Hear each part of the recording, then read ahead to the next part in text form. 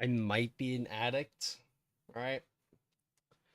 I don't know if legally I fall under the you know, distinction of I don't know if I'm legally considered an addict at this point. All I know is that yesterday I said I think I'm gonna just take a break from this challenge for like a few weeks, and then lo and behold, all I can think about is how do I improve my routing, right? Literally all I can think about right now is how can I just get better with this challenge? So once again, I'm hoping to just get past Fantina, because once I get past Fantina, then the game opens up.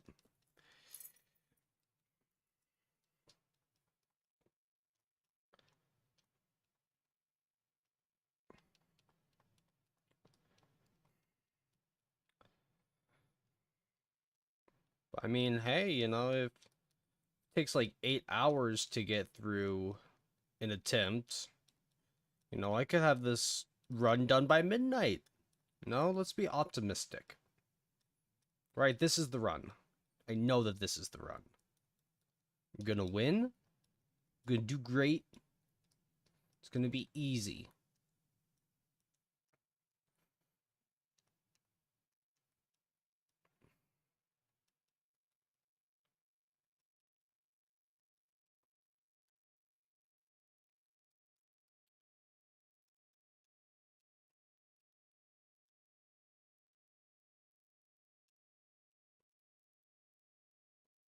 He challenges me to a battle. He sends out Chimchar. We're just gonna mash out some tackles, right? That's the optimal way to beat the first battle. Assuming you don't miss, of course. So, see all those turns he wasted using Leer? Probably could have knocked me out. It's just, thank goodness the CPU is a bit stupid at first.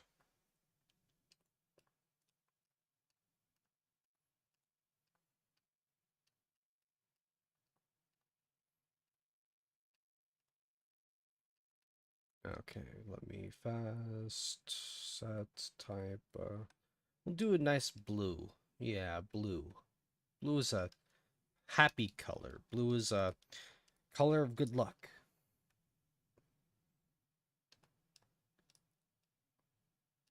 Pretty quiet today. I mean, I've been trying to get stuff done today, so I'm a bit tired. And also, this is, I believe, attempt number 10, right? Maybe 11. I'm not sure what attempt I'm on just yet, but all I know is that this is the run. This is the attempt. We're going to win this one.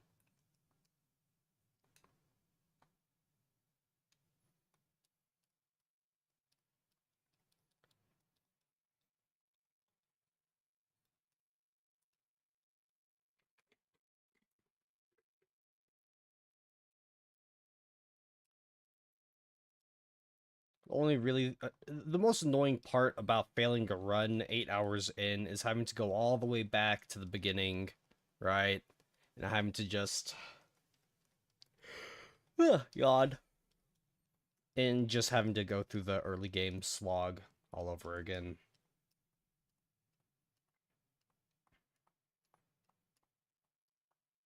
You're not the game is not intended to be played the way a nuzlocke is, right? A nuzlocke is purely just I'm adding in all these extra rules and shit for the sake of a challenge, but you're not supposed to just reset the game from scratch when you lose a battle, right?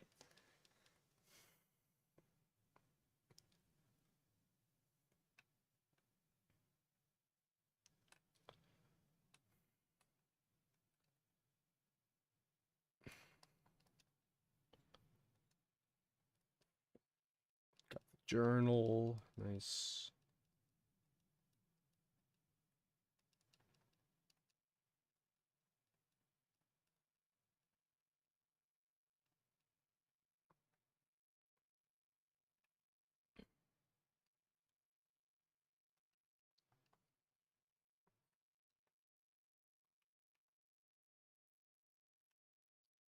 Okay.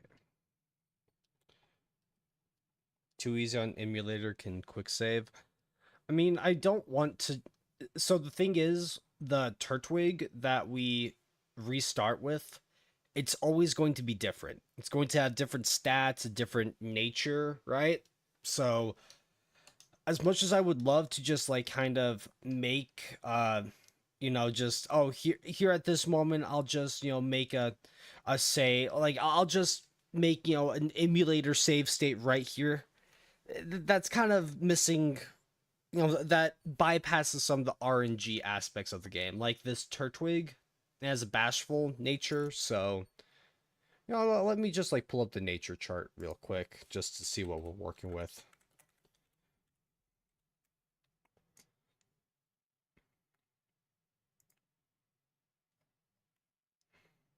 So it's bashful. So that means it's going to be a neutral. So this Turtwig is going to have a neutral stat gain, right? So with the Turtwig, what we would probably want is a jolly nature to increase its speed stat or something like that. But you know, not not always getting exactly what we want, right? Like that's part of the appeal.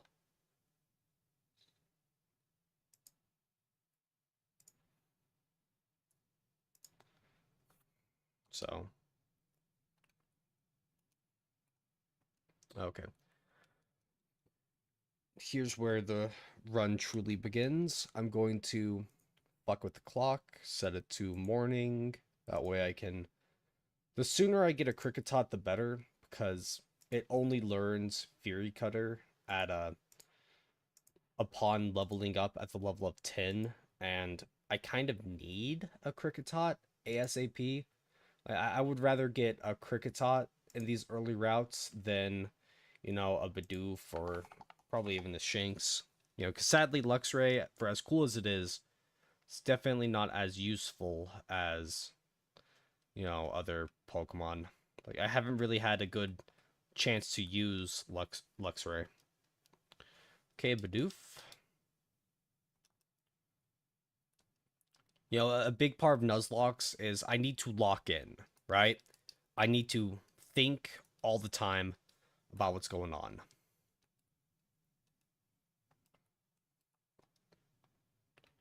Because the second I slip up, the second I start getting complacent, that's when shit can go wrong, right?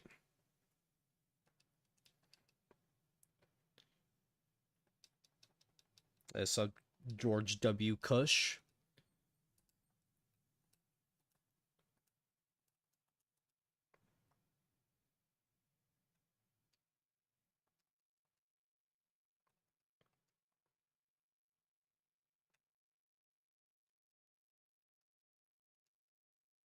One thing I definitely need to do. So the reason why rare candies is in some ways kind of biting me in the ass using them, I mean, is I I'm not getting effort values when I'm supposed to be knocking out wild Pokemon. So not getting effort values means my stats are kind of stunted, right? I really don't want to try to explain the whole effort value system because I'm not really in the mood to talk, too much. Well, I'll name this one Jake. Jake from State Farm, the funny meme lord, Jake from State Farm. So something I should really consider doing is at some point just trying to really optimize EVs. Just find a area with lower level Pokemon, and then so you have your HP, attack, special attack, defense, special defense, and speed stats, right? And all of those stats can be influenced via effort values. And depending on what Pokemon you knock out, you'll get a different effort value. So if you knock out a Magikarp, you will get 1 speed EV. And you can max out for a total of 252 EVs, I believe. Like, so you can max out Sorry, give me a sec. You have a total of a bit over 500 EVs to work with before you get no more effort values, but you can only max out an individual stat up to like 255, but only 252 will actually matter because the stats increase at, an interval of 4 per stat. So if you knock out 252 Magikarp, your speed stat will increase significantly. So over the course of the whole game, you're supposed to be knocking out a wide array of different Pokemon. So you'll have like 60 attack, 50 speed, like 100 speed, yada yada yada, right? So by bypassing that, by only using rare candies to level up, I'm not getting the effort values that I should be giving my Pokemon. So I'm pretty sure that Cyrus's Weavile, although my Pokemon technically would have a slower stat at the same level if we maxed out its speed with EVs, the thing about CPU trainers is they don't have effort values, right? That's one thing that the player has over the AI trainers. So hypothetically, even though my Garchomp should be slower than the Weavile, maybe if I have a plus speed nature and max out Garchomp's speed EVs, then we can outspeed the Weavile and one shot it. But that's just, I need to do some calculations and shit, but it's very much something that we can do. But once again, before I think about the Cyrus fight, let's focus on these fights ahead of me.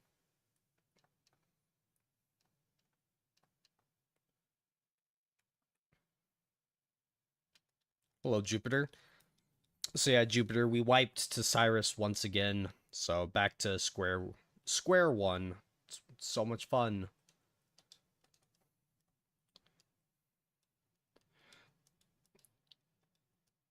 So the fun thing about EV training is that there are items that are supposed to help increase your EVs and shit, but I'm not gonna have access to those. I think I'll have access to one of those items, but I don't know where it is, so I gotta look that up.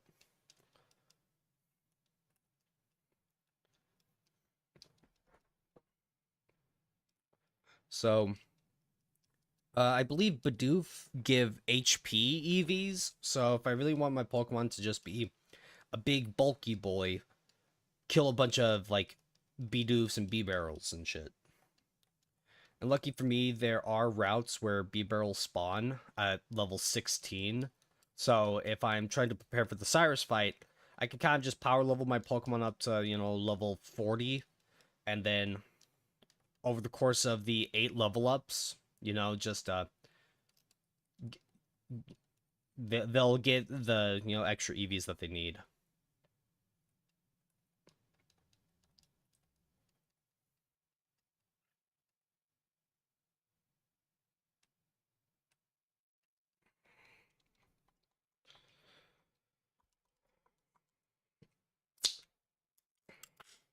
Yeah, give me a sec. I'm opening up an energy drink. Hell yeah.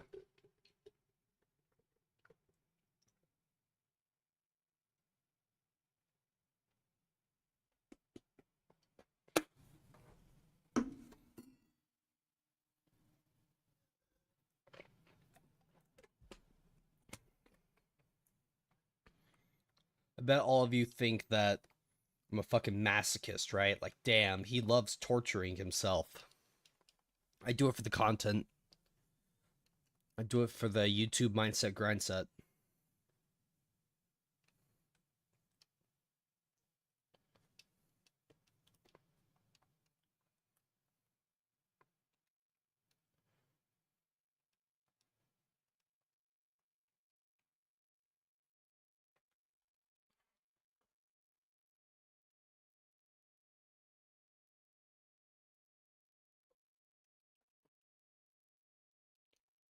Good start. Yeah, the great thing about Turtwig is that Turtwig is just He's an amazing early game lead. Like, Turtwig carries the early game 100%, right?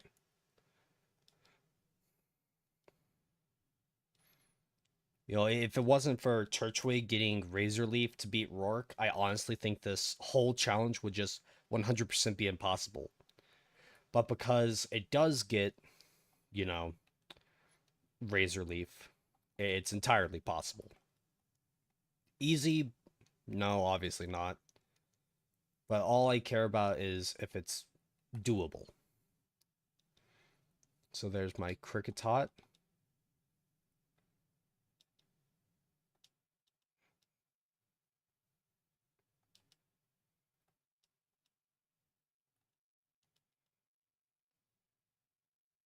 Perfect.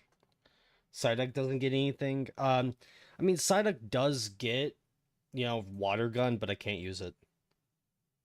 Can help if you want. Jupiter, I don't really know like how you could. Okay, I'm not trying to say this to like put you down. In terms of helping, I have all the resources I need. I've got like tabs open up on my desktop with like Pokemon database, with move lists and shit like that. It really is just like routing. I just need to get like lucky with my encounters and stuff. I mean, if you've got an idea, you're free to throw it out, but I'll if it helps, it helps, but if it doesn't, it's fine.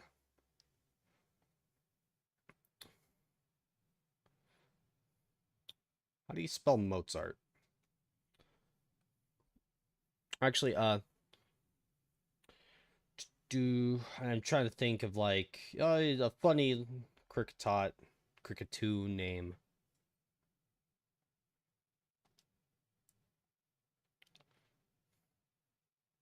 Well, I'll call it Tuner. I don't know. Like it's a synchro summon tuner monster bullshit. I don't know.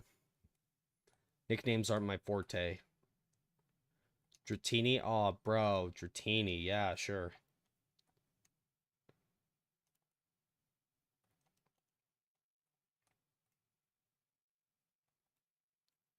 Fuck out of here, Starly.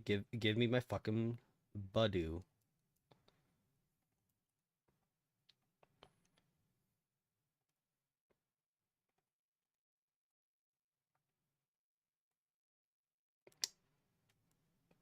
Okay, what's with your boner for Dratini? I'm genuinely wondering that, right? Like, why specifically Dratini? Why is that the Pokemon that just makes you, like, rock hard? I didn't...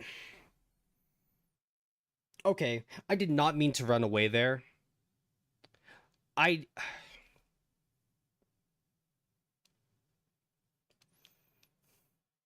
I don't give a shit, okay? I'm going to re-roll for the Voodoo encounter. That was just... Like, that was just bullshit. I wanted to swap to my Pokemon. I thought I pressed twice on the D-pad. It didn't. Like, I don't care. I'm okay with bending the rules a tiny bit because fuck it. This is tip number 10 and I know what I need, and I need that fucking Voodoo. And running like I did I don't care.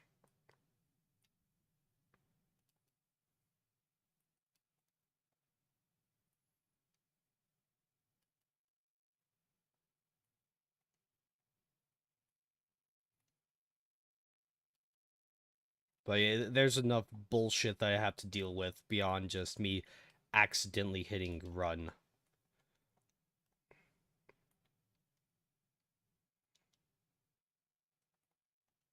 With all the extra shit I have to worry about, like, fuck it. I don't care.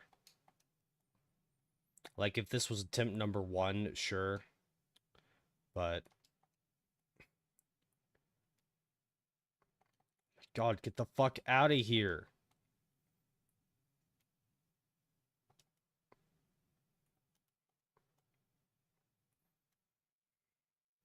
Oh my god. What? Like, why? Why is this run already, like, fucking cursed?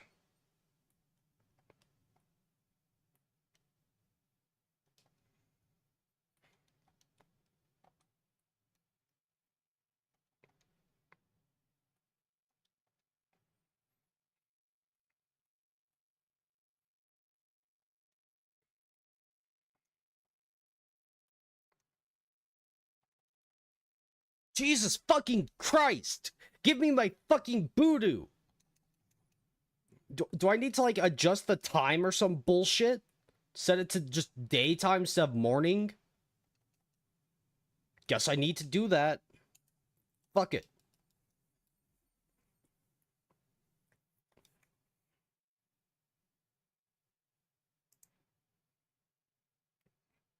The best part about this is, you know, when I'm editing the video, right? I can cut this shit out. And if someone wants to go through all of my streams all over again and then say like, oh, this tiny, like this one decision you made, it's like,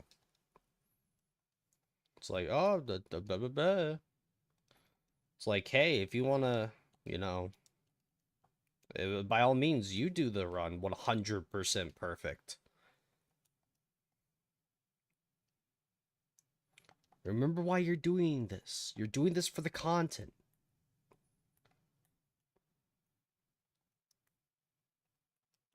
For the content.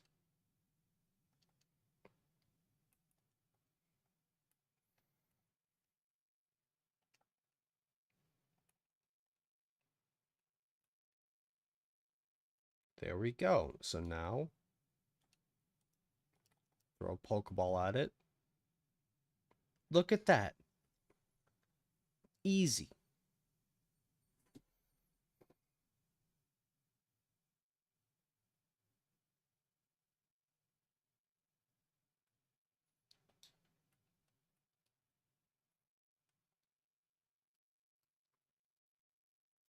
Teeny, the voodoo.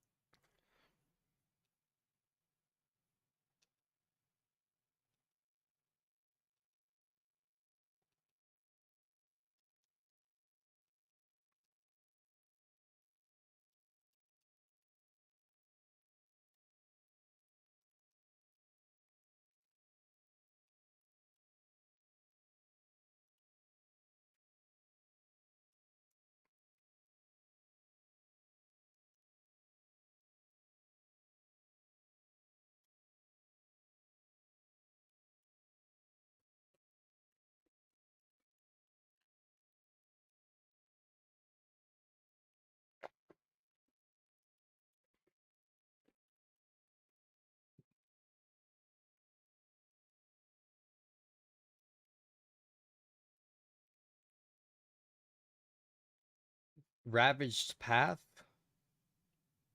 That's why I call my girls pussy when I'm done with her. Oh! Got him.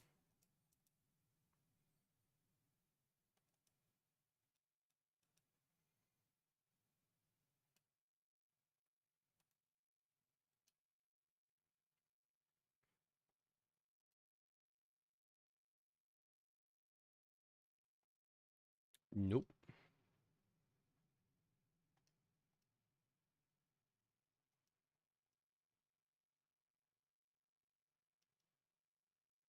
Come on, don't be like that, Zubat.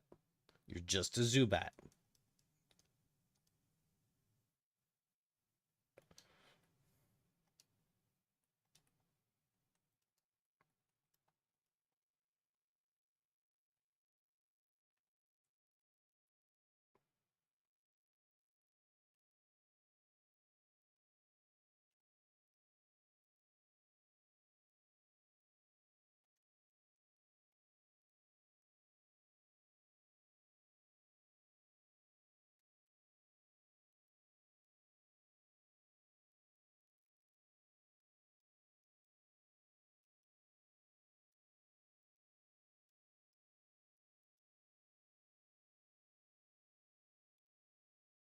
One, two, three, four, five, six. Swap back to Adachi. Tackle.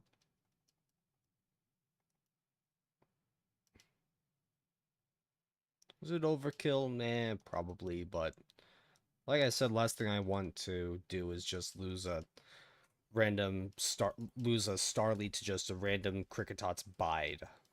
That'd be a very retarded way to go out.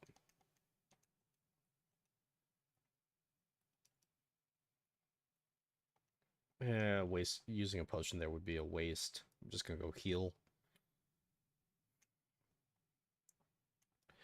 Sometimes you need to play cautious, right? But I think the real key to the Cyrus fight is to just go full Unga. I think. Like, obviously, I have to wait to get there. But if the Houndoom is too difficult to set up on, don't set up on it. Just instantly, like, take it out, right? And obviously, we can use a Garchomp. Assuming I get the proper, encounters. But I think I understand this game well enough to I've gotten a lot better at manipulating the encounters, right? So I should be able to do it.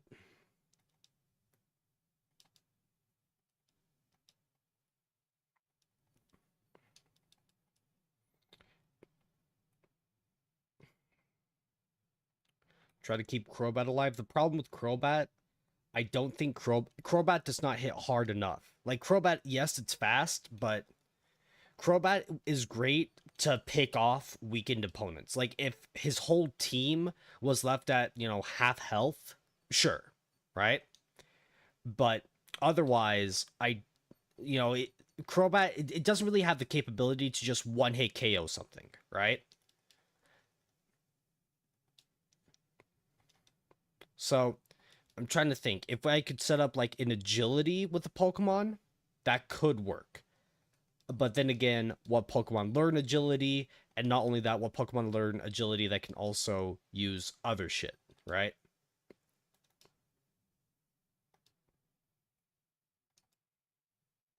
Swords Dance. I mean, I'm already teaching Swords Dance to like Garchomp and Torterra, right?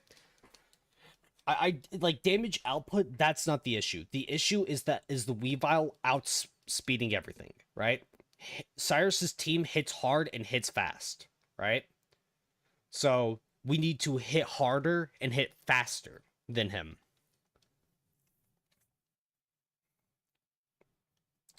Crobat doesn't like. I don't think Crobat can learn Sword Stance, right? And keep in mind, he opens up with a Houndoom that has Thunderfang and Will-O-Wisp. So if I try to set up with, if I try to set up with any Pokemon that's like weak to him, that's just begging for everything to go wrong. And Psyduck, fine.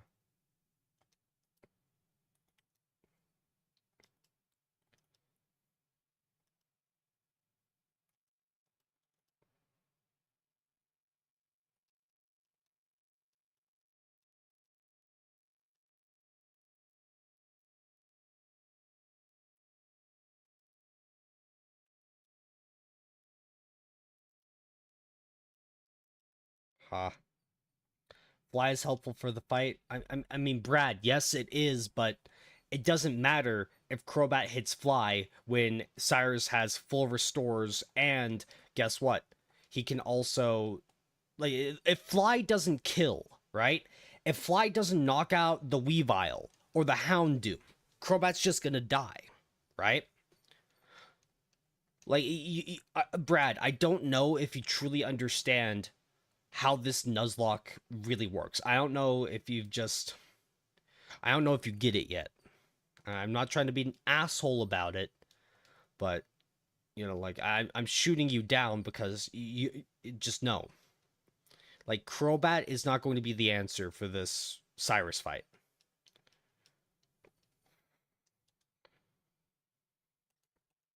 Is Crobat good? Yes. Crobat does get good moves that I can use. My issue with Crobat is it doesn't hit hard enough. It hits fast. So hypothetically, if all of his team was weakened to like half health, sure, right? Like maybe that could work. But otherwise, not really.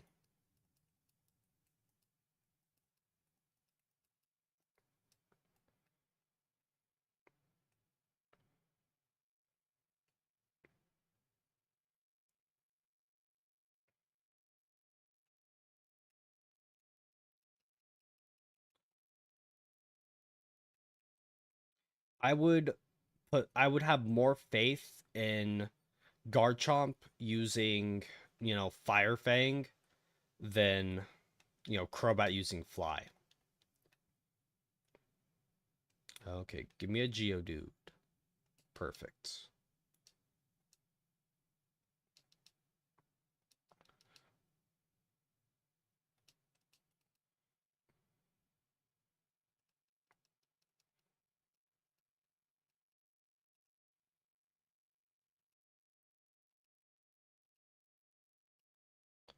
Rocky Balboa. Fuck yeah.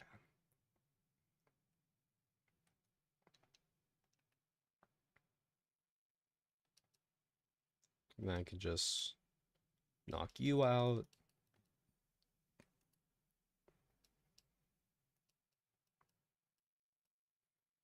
Sky Attack and Platinum. Yeah, yeah. Sky Attack is mad dog shit. Sky Attack is like mad doo doo. Like Sky Attack takes fucking, it takes a turn to charge up. Only has a base power of what, 140. So in the 2 turns it takes to charge up, that's just 2 turns you could take to do anything else, right?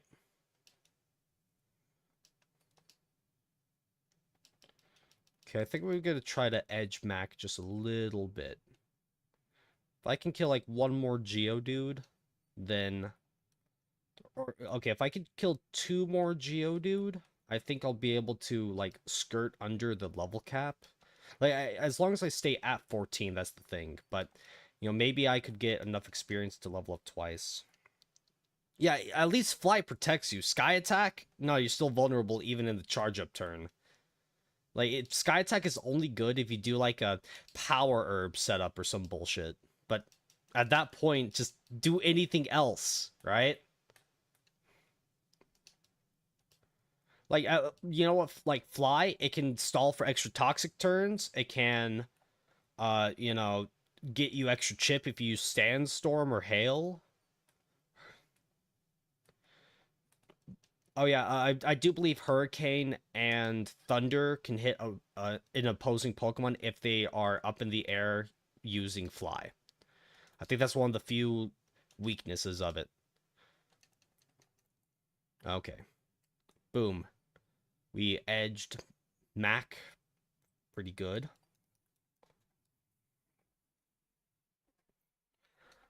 I think the only Pokemon I have access to that can even use Hurricane is Rotom Fan. And the Rotom appliances, I really want it for Overheat and Hydro Pump, right? Maybe Leaf Storm if I need it, but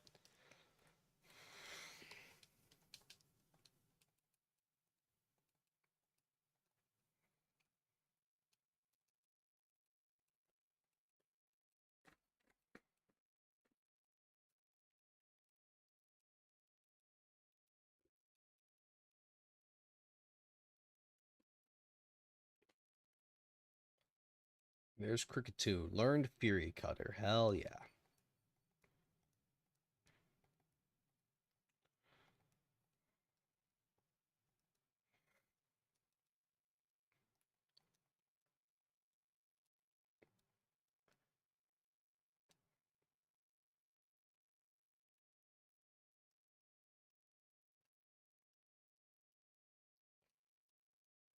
Stun Spore, nice.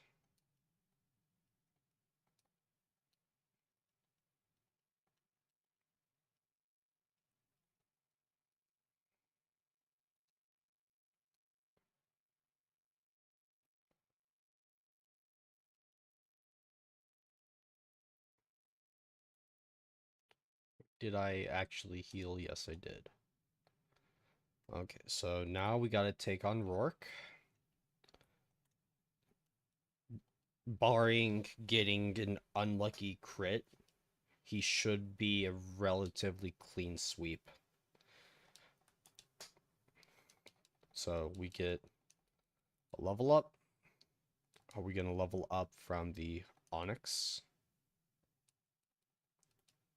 No. Should be fine. Hopefully. Okay, good, good.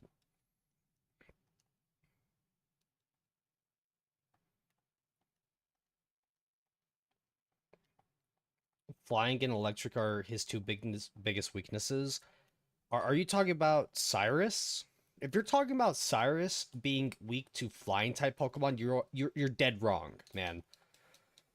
Like Cyrus is not like he's weak to electric types. Yes, like three of his Pokemon are flying types. One of them being a Gyarados, right? So you are right in that sense. But how is he weak to flying types? None of his Pokemon are weak to flying type moves, right? He has Houndoom, Crobat, Honchkrow, Gyarados, and Weavile, right?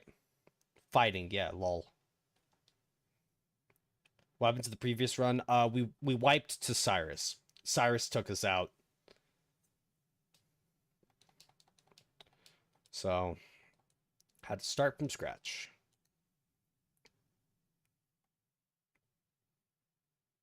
I mean, trust me, I would love to just use Jolteon and Jolteon right from the get-go just hit everything on his team with Thunder, right?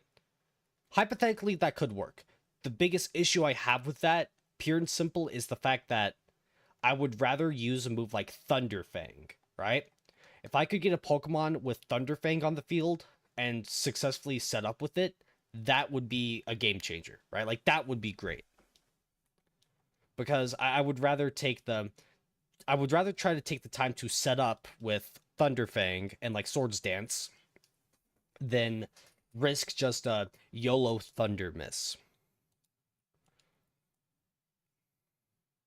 Because a yellow thunder miss can be a lot more devastating than trying to stall out turns and slowly whittle him down, right?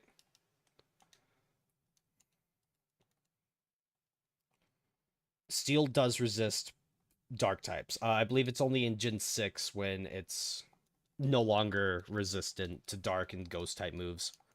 So the steel type in this generation is really good, but he opens up with Houndoom with stab flamethrower, right? So you don't fuck with Houndoom. Houndoom, if it was like any other Pokemon, I'm sure that there would be like some other strategy we could find. Think about Cyrus, he just has absurdly great coverage, right? His Gyarados has Earthquake and Ice Fang, and or maybe not Ice Fang, but it has Earthquake, right?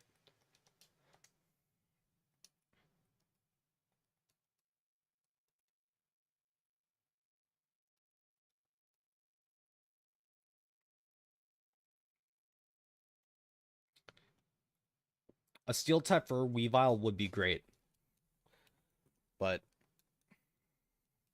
maybe like if I could get Steelix for his Weavile, that could be very, very good, right? But like I said, let's not keep trying to focus on the things that are going to happen in like 5 hours from now. I need to focus on, Gardenia and Mars and Jupiter right now.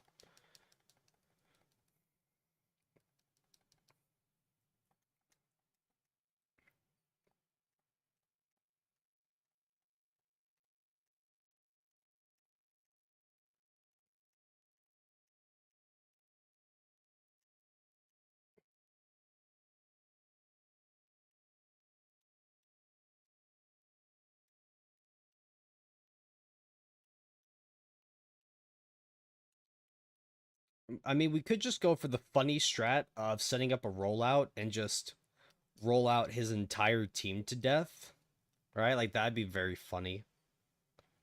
Like imagine all this setup, all this trial and error just for defense curl rollout to be the answer.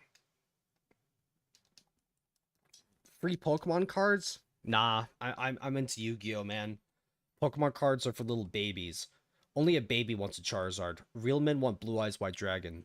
Real men want Blue Eyes Chaos Max Dragon.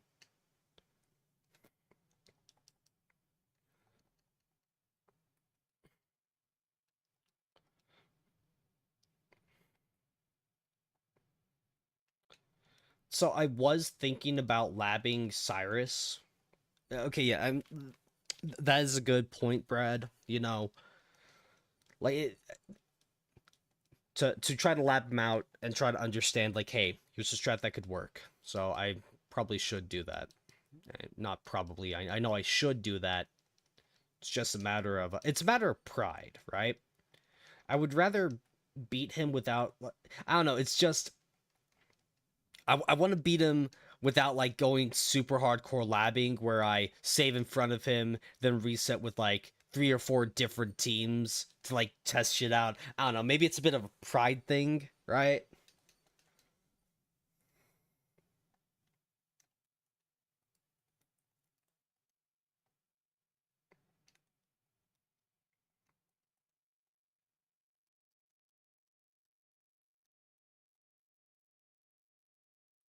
Nah, don't you diss Blue Eyes White Dragon like that, man.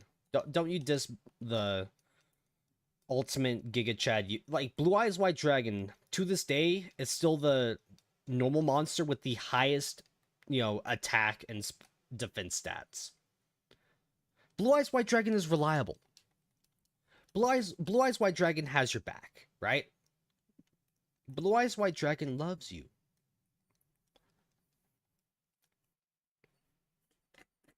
Choice specs Jolteon. Okay, so you're probably right, but Raven, where do I get choice specs in Diamond, and specifically in Platinum? So in Heart Gold and Soul Silver, you can actually get the choice specs at the Lake of Rage, right? And that's really busted. However, I I'm 99% sure choice specs is a Battle Frontier only item, like locked behind all that shit.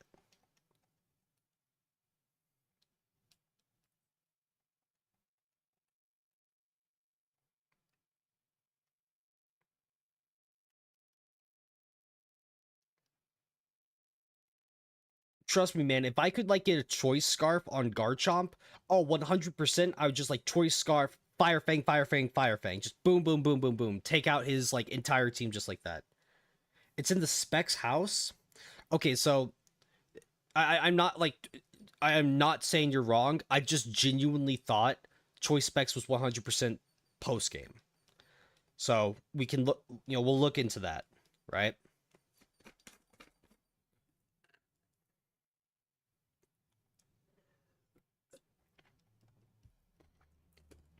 So wait, there's just a random NPC that gives you the choice specs? What the fuck?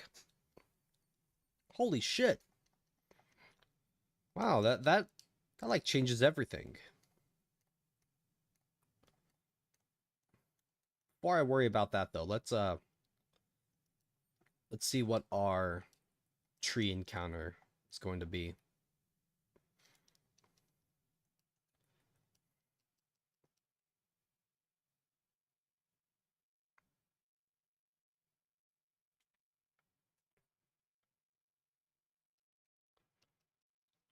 I always save twice. It's a force of habit. Come on, Munchlax. Come on, Munchlax. Let me get, Snorlax with stab Giga Impact. Come on. Give me what I want. Give me what I need.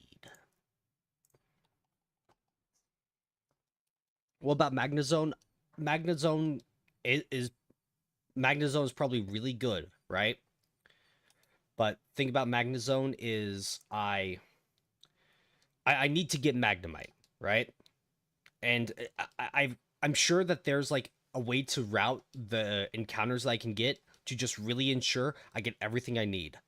Because Magnemite only spawns in the Fugo Ironworks, but at those Ironworks, I can manipulate the encounters to where I think it'd only be a tied chance with Magmar, right? But maybe there's another area where I could guarantee a Magmar encounter. So then by getting the Magmar encounter there, I could get the Magnemite or Magneton encounter there, right? So really does come down to good routing. Like that's how I was able to 100% get the Garchomp, right? Like a great thing about you know, you hate Zubat and all that stuff, right? Like, Zubat fucking sucks. Geodude fucking sucks. But one that was great about Geodude and Zubat, they are in every cave. The moment you get a Geodude and a Zubat, that's like half of every cave's, spawn table just boom, gone. Which means that now you can get a bunch of other shit, which is really, really helpful.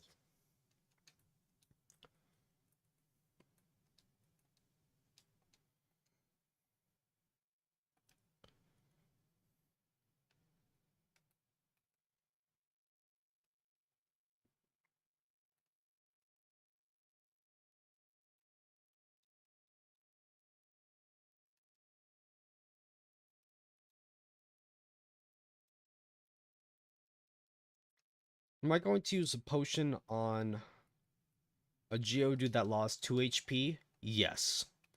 Because that's the Chad Geodude strat. Okay, so what I'm hoping for is she uses, I don't know, Leech Life turn 1. Bite, that's fine. If I can get...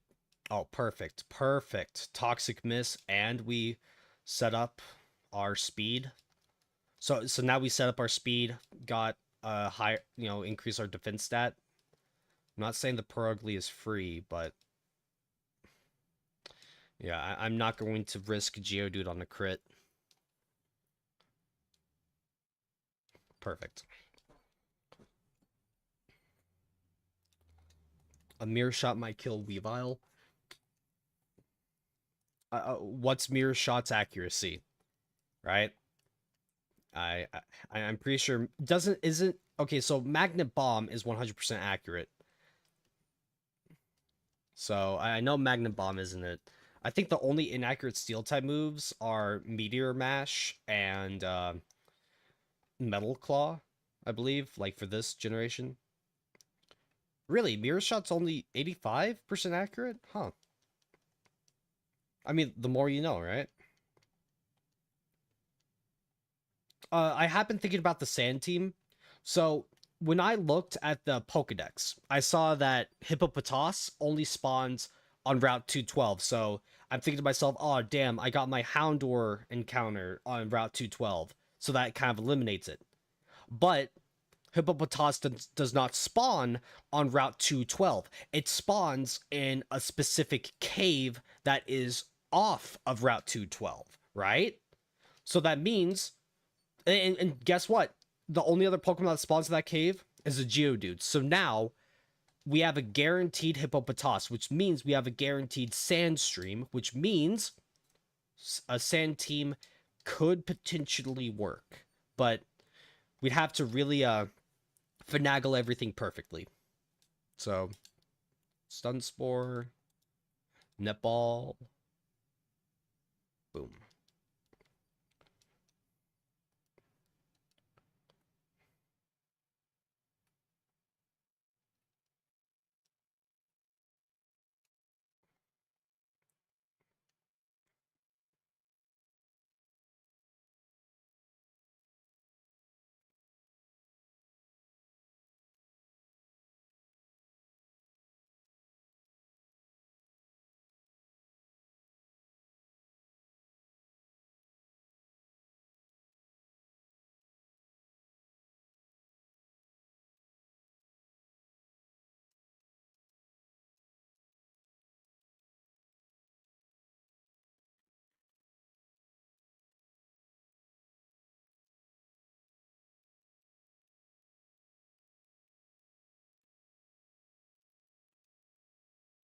So one thing that I was thinking about is if we put the Houndoom to sleep, which is risky because it has Early Bird as an ability, I would really love to be able to set up a Dragon Dance.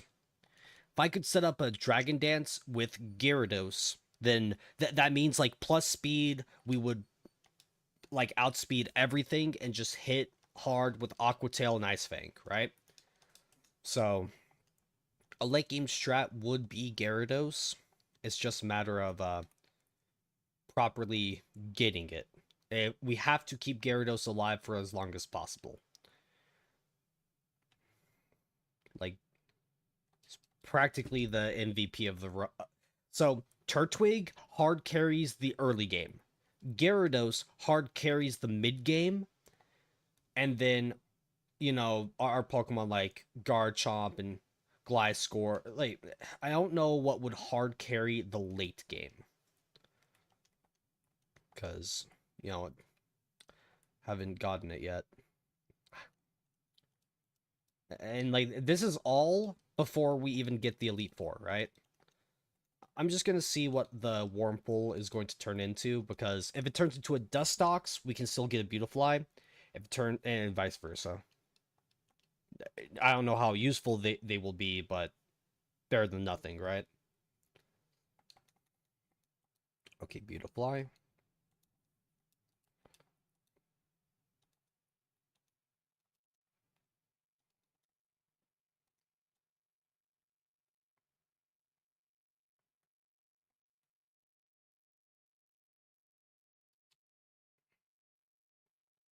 So think about the Valley Woodworks. I think I'll try to get a Shellos or a Buizel here. Okay, Shellos. I'll take that. Hopefully take it. Yeah, you should be able to whittle it down.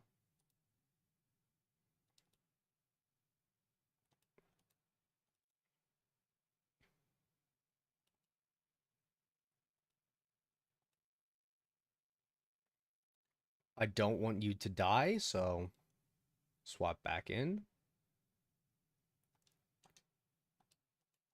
Please just catch the Shellos. Thank you. Oh yeah, Bronzong is also great late game. Just keep in mind, like all my amazing Pokemon died, right? I lost Gyarados, I lost Bronzong, I lost Crobat. Like I lost all those Pokemon.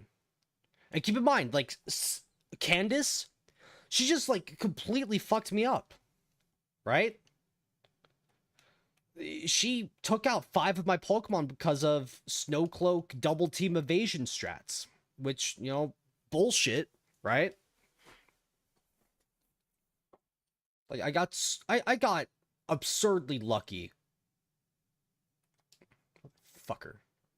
Crit and a burn. Fucking kidding me.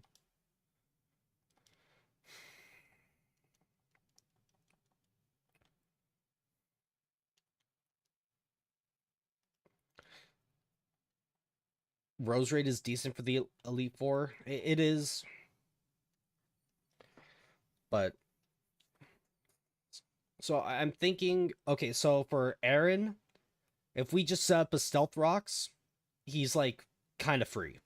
We could just use any other Pokemon, set up on him, sweep him, very clean. Because half of his team are going to come out with lowered HP, right?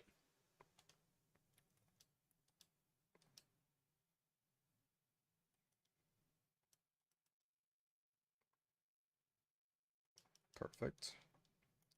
And then Bertha, we can just, set up with Torterra, use substitute, Swords Dance, Razor Leaf, sweep her. And then there's Flint. Flint, we can hopefully just, we can, hopefully set up with like Gyarados. And then from there, we can, just Ice Fang and Aqua Tail and shit. Big wrench in the plane is Lucian. However, I'm pretty sure he starts off with Bronzong. The thing about Bronzong, it's not very strong, right? Bronzong is an amazing defensive tank, but if it doesn't hit hard, substitute Swords Dance, take him out. And then there's Cynthia. Fucking Cynthia, right? Like, what? Like, like, what can we possibly do for Cynthia? All right.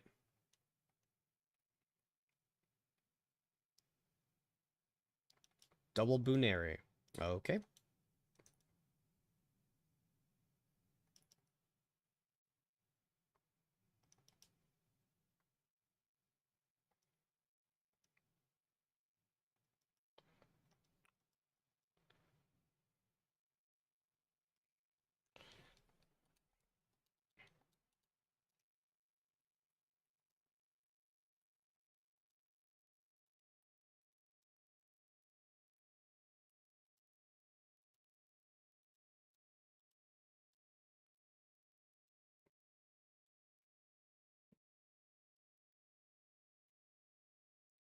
Trick Room Big Bell. Okay, so I get what you mean. Like, oh, just in the context of only her, like, only Cynthia's team, possibly. But keep in mind, we have to defeat everyone else before Cynthia as well, right?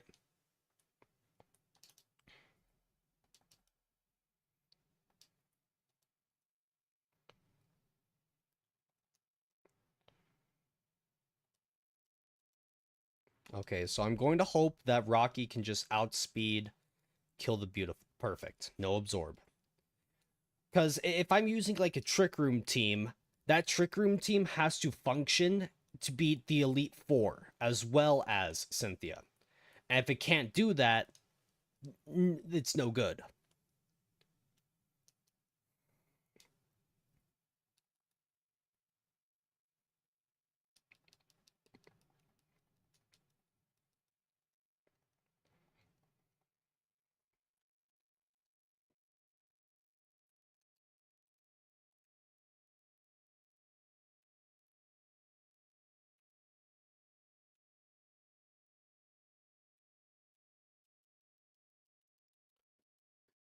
Okay, got the Soothe Bell. Nice.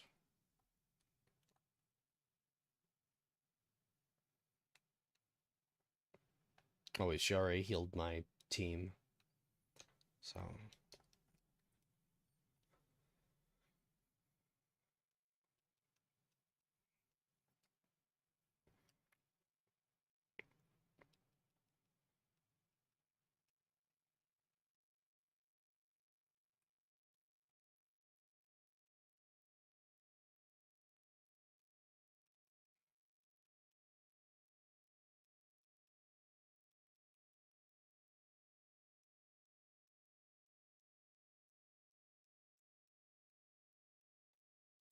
so there's like a pretty exploitable flaw with her team.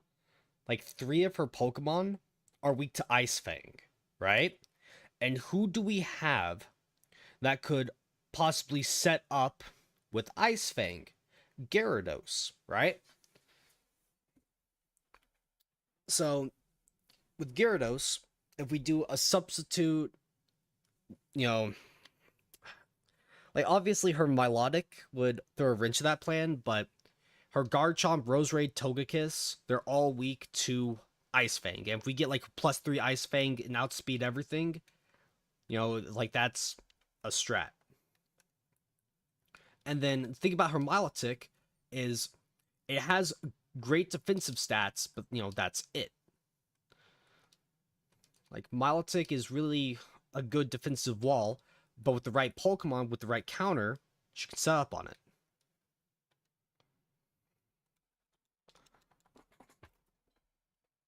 Do trainer Pokemon have zero IVs? I I, I want to say yes. I at the very least they have no EVs at all. So we have EV investment on top of them, right? So like that's something I need to just keep in mind is that I can EV train my Pokemon, and although their Pokemon might base stat outspeed us, we can still outspeed them as well.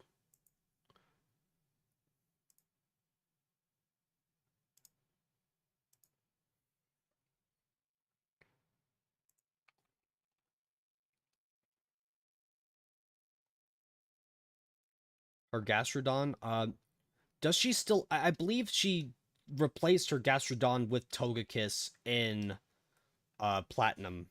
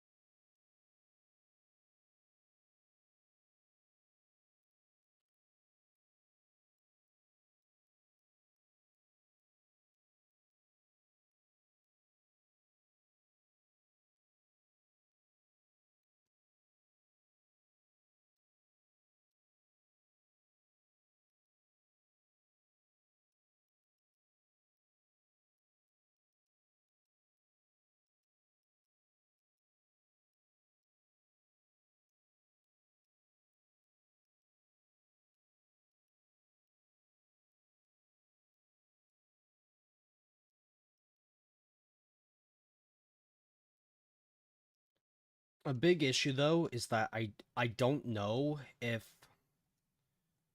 Cyrus's Houndoom has early bird or not.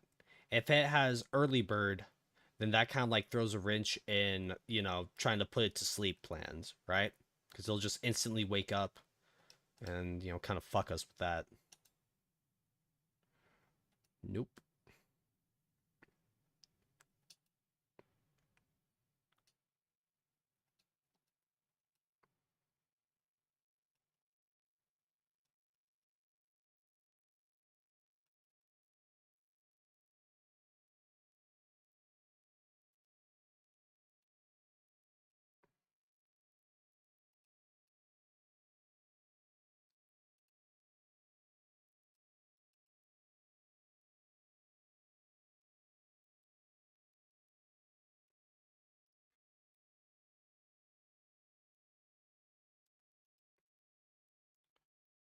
So another rule that I'm thinking about is so think about Mount Cornet.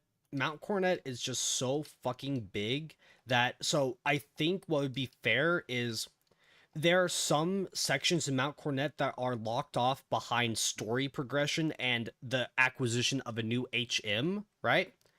So we can only get so far into the mountain itself. So I'm thinking that something that would be fair because there are so many Pokemon that only spawn in Mount Cornet, right?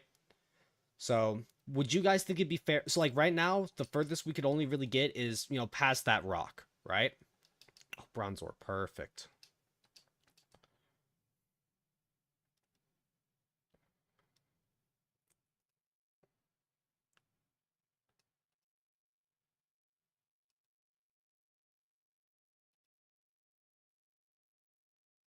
So if an area in Mount Cornet is locked behind Surf, then once we get Surf, we can go there, and that it's kind of specifically in case I want to try to get a Milotic for myself, right? But it's just such a huge part of the game, right? That I I think that's fair. Like no other region really has like just a huge like dungeon split through the middle, right? Because even in the town map, it like or like even the game itself, I believe when you use fly, like I don't know the oh wait yeah Pokedex. So like when you go to area, you see how even Mount Cornet itself is like split a bit. How am I gonna do Poffins? Cause I'm just fucking awesome, bro. I can plant berries and shit. So getting a Feebas to have a max beauty shouldn't be too hard.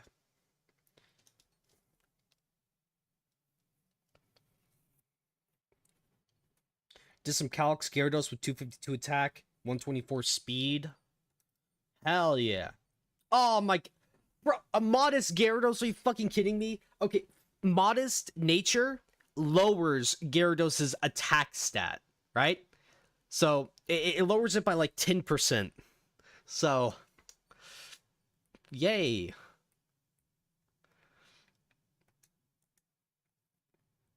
So yeah, do that calc again, assuming Gyarados now has the fucking modest nature.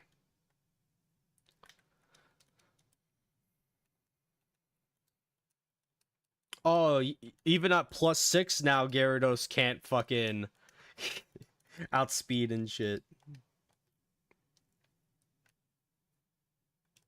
Bidoof.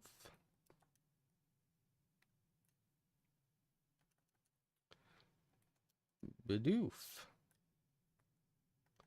Voodoo?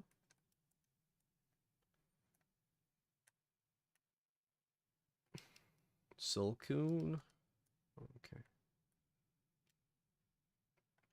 Pretty sure I used up all the encounters for this area, so I can use a honey tree here, right? So with this honey, oh yeah, he misspelled Cyrus. Yeah, roast him in chat. Make sure he understands what he did wrong, and that he will never recover from that. But Okay, back to it.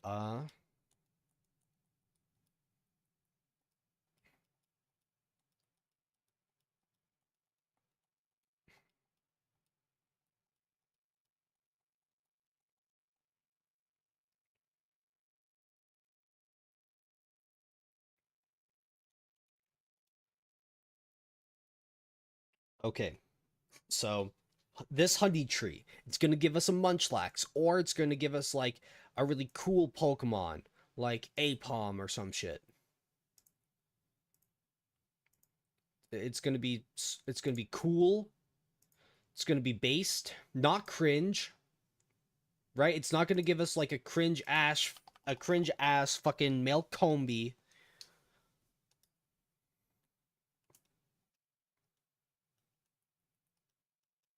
Slather the bark with honey. Okay, so I skipped forward 8 hours. I think 8 hours was a bit too far. So I think I need to set it to like 1 a.m. the next day. I think that should be fine.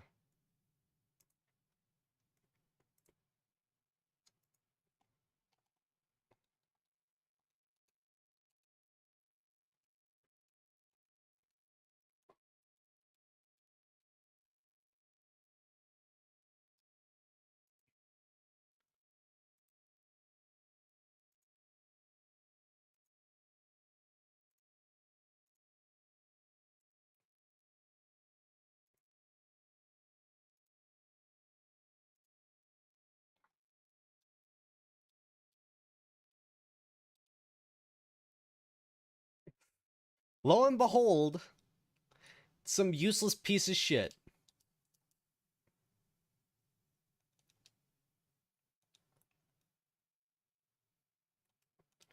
And in case you're wondering, oh, Milcombe can use Sweet Stint and we can lower the opponent's evasion, blah blah blah. That's cheating, and that's cringe. K Y S your self. No, I'm not gonna slap the bark with.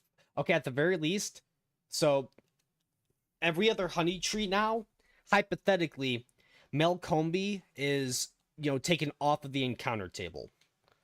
So we could like stock a fucking like we could just camp a honey tree for like multiple attempts at getting a new Pokemon if I'm really that desperate, but I don't think that will be needed. I don't think that's really necessary. In fact, I think that I go so far as to say that would be a waste of time.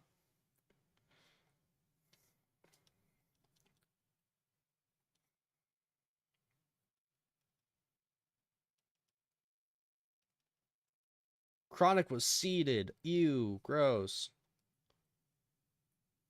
Swap into Mac.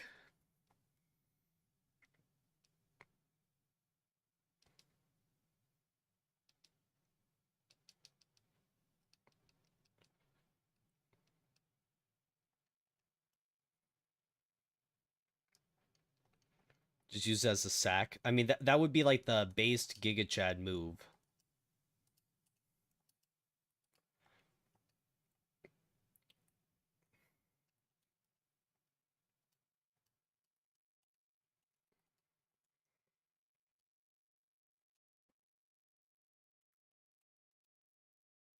So the fun thing about being automatically paralyzed is that these Pokemon can't really do shit, and if they can't poison me either. So I might lose a turn or two, but against these Voodoo, it doesn't matter, right? So I'm using their own tactics against them. It's called being smart. It's called being based. Sun Tzu in The Art of War says, don't interrupt your opponent when they're making mistakes, right? See, that's an issue that I haven't been applying The Art of War to this playthrough. Gets a crit. It's all good.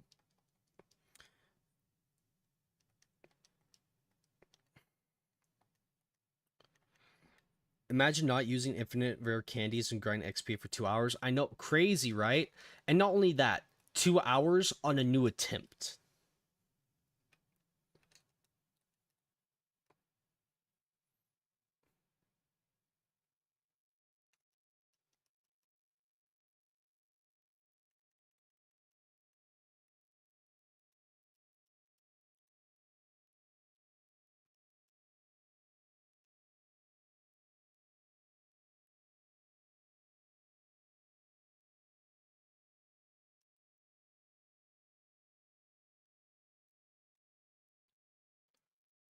I'll take bronze or just in case.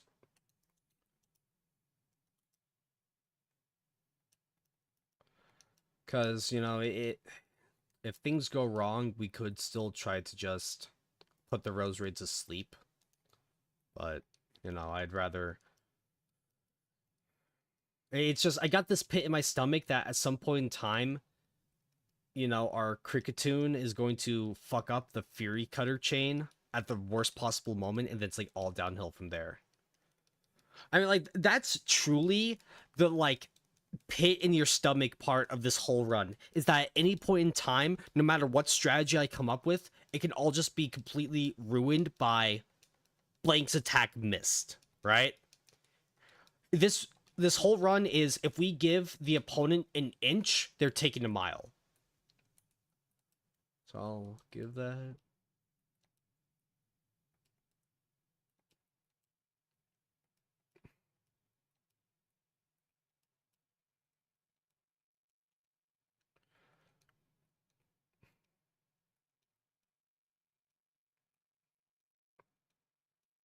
Okay, yeah. So we'll open up with Roselia. Farm for Metronome. Farming. Okay, so in order to farm for Metronome, we'd have to use Thief. We can't get Thief until after we beat Gardenia, and on top of that, Thief is 100% accurate. And on top of that, right? We could just buy a Metronome from the game corner for like 1,000 coins.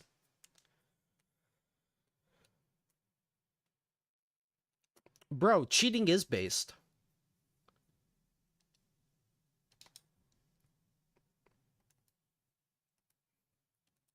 So that's 2 Intimidate. Then 3.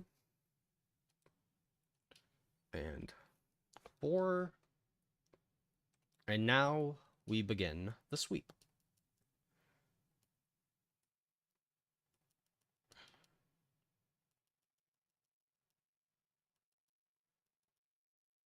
Four.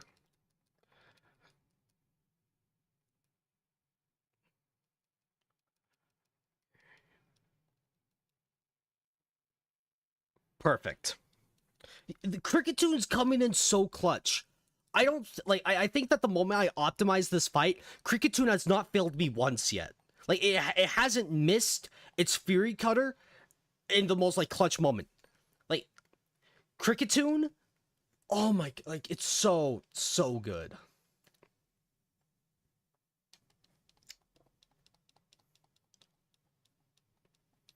Pinocchio, I want to be a real girl, and then his nose grows because he's lying to himself.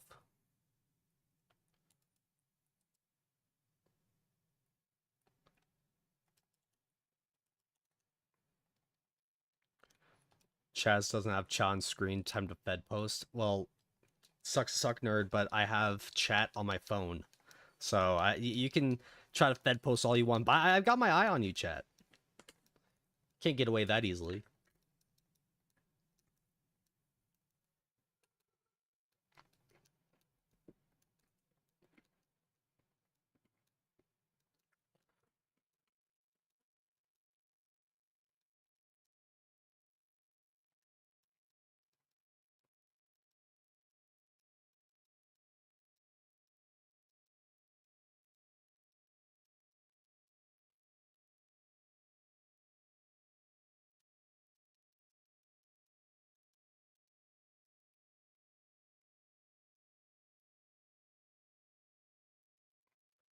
Chaz doesn't have his heart screen on his monitor either. Yeah,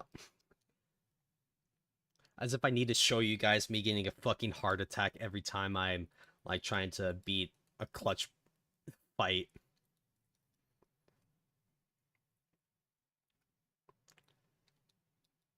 So I think the only Pokemon that I could hypothetically use Thief on to farm for 5 or 10% item holds is Togekiss. I don't know if it learns Thief, but like if it does, we can only use it if it gets Hustle, right? Which would be like, I mean, what a Giga Chad way to farm for held items, right? Hustle Togekiss.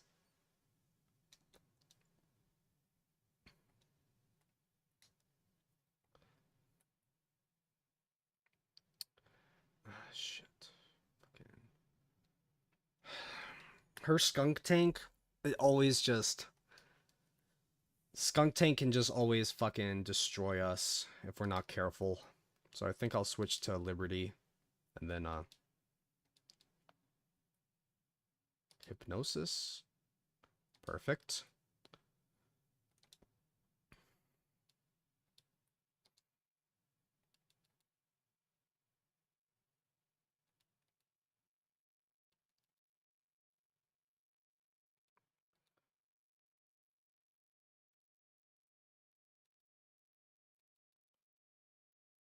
That was not very smart.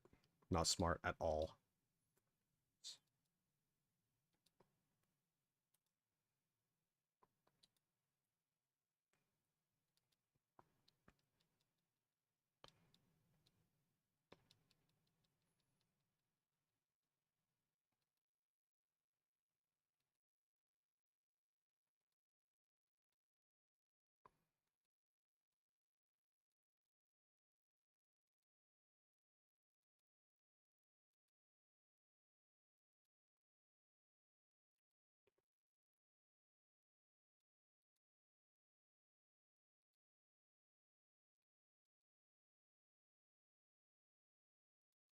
Okay, Roselia died. Sucks.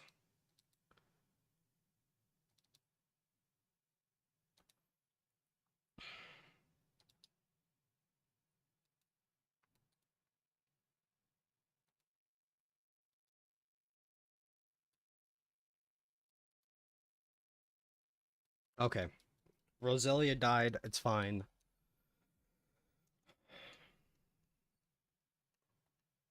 Oh shit! I just remember. Like, see, this is one of those moments where I jumped the gun too fast. I have Shellos that has like Mud Bomb at level 22. That was blatantly just. I don't think Roselia had to die there, right? Like at all. Just a classic case of me not thinking things through. At the very least, I thought it through enough to where I only lost one Pokemon, right? It could have been far worse, but it sucks that we got a death this early on. But Roselia is. Uh, I don't really know how useful Rose Raid would even really be, is the thing.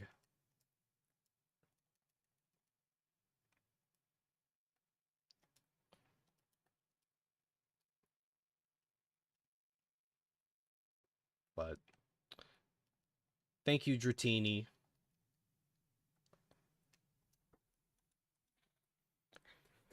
One thing that really sucks losing it though is that we can't like now we can't really paralyze things pretty well, but in order to catch Pokemon, we can at the very least now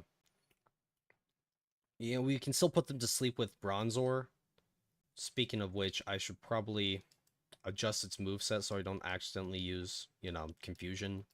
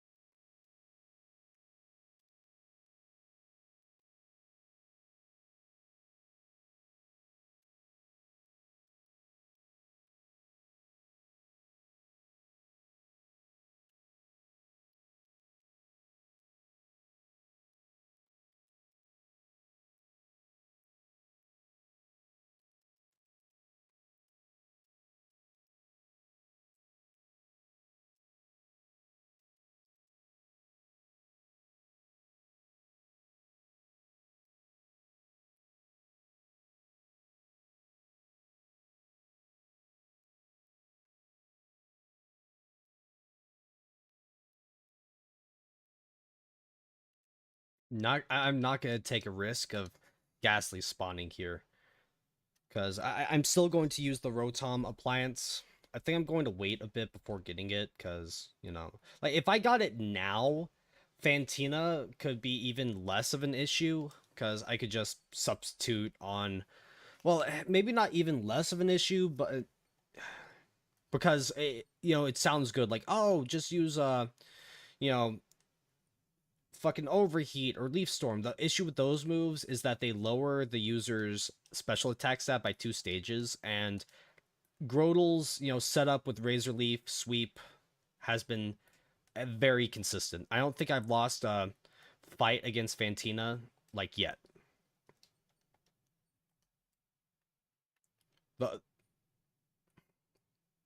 like, I think the only way it could truly go wrong is if I just get burned and get burned too soon. Like, if I get burned before I get my substitute set up, that could be very bad, but I'm pretty sure, like, I want to say I should have access to a Rostberry.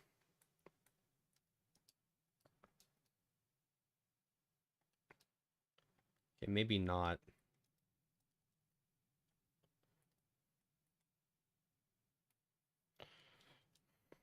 And if you're wondering why I'm going all the way down here, it's so I can hatch the Togepi egg in Floroma Town. That way, even though I fucking hate Wishcash now, like, Wishcash is now one of my most hated Pokemon of all time because of how it just fumbled the Cyrus fight so hard, right? But if I hatch the Togepi egg in Floroma Town, I can still, like, legally get the Barboach encounter in Eternatus City. So, like I said, I want to play things by the books, you know, as best as I can.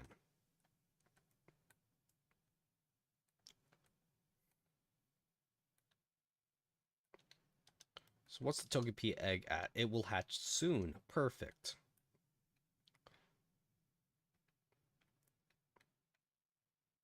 Let's not go onto the route by mistake.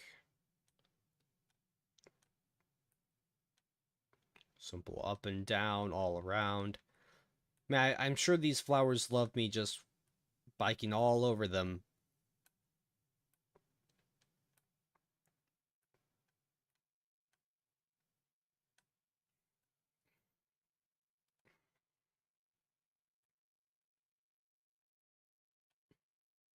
Boom, perfect.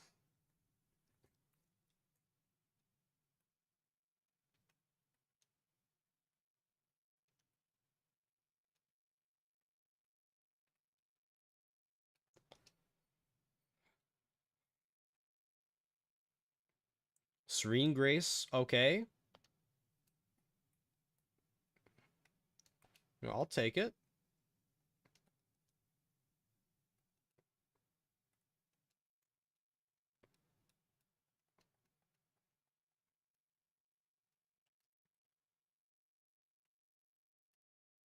Serene Grace with Air Slash.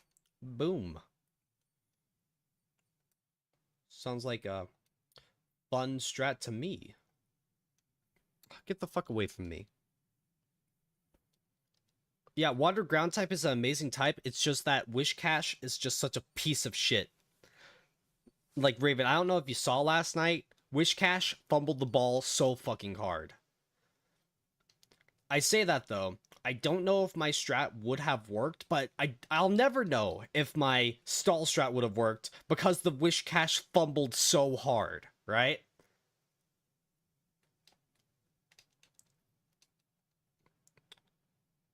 So I couldn't even hope to see if it would actually successfully work in the way that I would want it to. But guys, do you know what time it is? It's the time we've all been yearning for. It's the time we've all been waiting for. You know it? What, do you have amnesia, JK? Yeah, no, like, it got flinched, right? It got flinched at literally the worst possible time, right?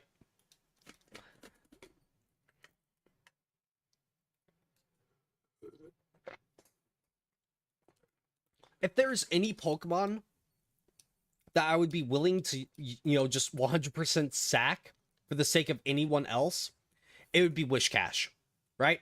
Wish Cash has a guaranteed spot on the team if I need to sack like, oh, I'll have it set up Rain Dance and then it fucking dies, right? That will be Wish Cash's spot on the team. Just to go in, Rain Dance, and then just fucking die. Yellow Shard, nice. Right off the bat, a useful item.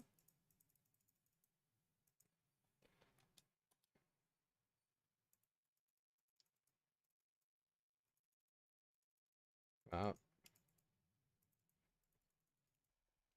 is Rock Slide an egg move? I don't think it is, but even if it was an egg move, we can't use egg moves because we can't breed the Pokemon. Remember, we only get like one species per attempt. So the one Togepi we get, that's it. The one, Torterra we get, that's it. Like, breeding is not allowed in Nuzlocke. Otherwise, like, there's nothing stopping you from just, like, chain breeding, getting, like, amazing IVs and all that shit, right?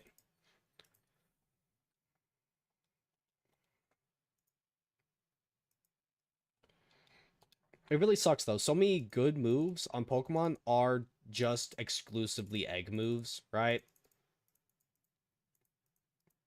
Is this the insect plate? Man, if only we could get that for Cricketune. Well, okay, so I say that, but giving him the Cherry Berry is the most clutch thing ever, so. Okay, so I have a question for you guys. Would you say it's at least somewhat impressive how well I've optimized the early game? Like from Rourke to Fantina, right? I have strats to beat just about everything up until those points, right? I'm not saying you guys have to like be a hardcore dick rider being like, "Oh, you're the coolest guy ever for solving this stuff," but do you at least think it's somewhat impressive how I've learned to get past the roadblocks? Because I thought Gardenia would have been like a fucking nightmare, right? And for a while she was. But then, trial and error, I found a strat, optimized it, and now it's working like perfectly. Because I honestly think that's one of the coolest parts about nuzlocking is the like trying to do attempts again and again. It gives you the chance to learn and figure out what you did wrong, right? And although it gets frustrating at times, like the process of learning can be very, it's satisfying, right? Your early game is dog nuts. Oh, thank you. I'll take that as a compliment because, some guys are obsessed with their dog's testicles. I've seen weird YouTube videos of guys being like, "Look at my pit bull's balls. Oh, they're so amazing." I'm like, "Why the fuck am I like how the fuck did I stumble upon that?" Right? So some people are just really fucking weird. And that's the understatement of the century, of course. I'm not trying to, glaze myself. I'm not trying to get you guys to goon to me and chat, but just a simple like, yeah, it's really cool, man. Seeing you improve is really fun. Like, just one of those would be nice.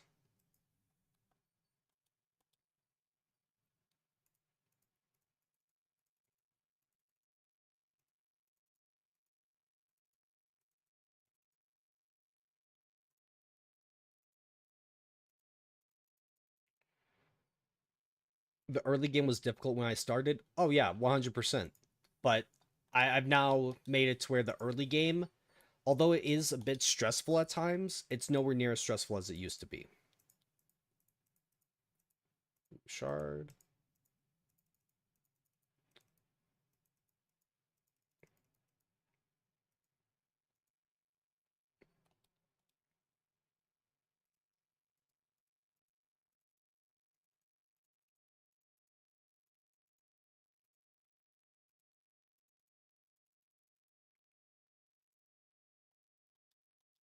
Your early game is drinkable Mogadishu. What the fuck is that? Like, isn't that like a country, like fucking Somalia?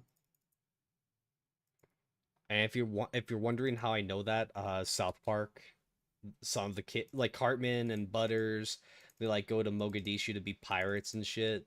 And they're like, "Oh my god, what the fuck? You guys aren't pirates. You're just a bunch of black people sitting around." And it's like it's so funny seeing them think of like, "Oh, we're gonna, we're gonna plunder and shit." And then it's just like the most, not literally the most realistic depiction of them, but it's just so funny seeing the reaction of like, what the fuck is going on here? We were promised, plundering it and lagoons and shit.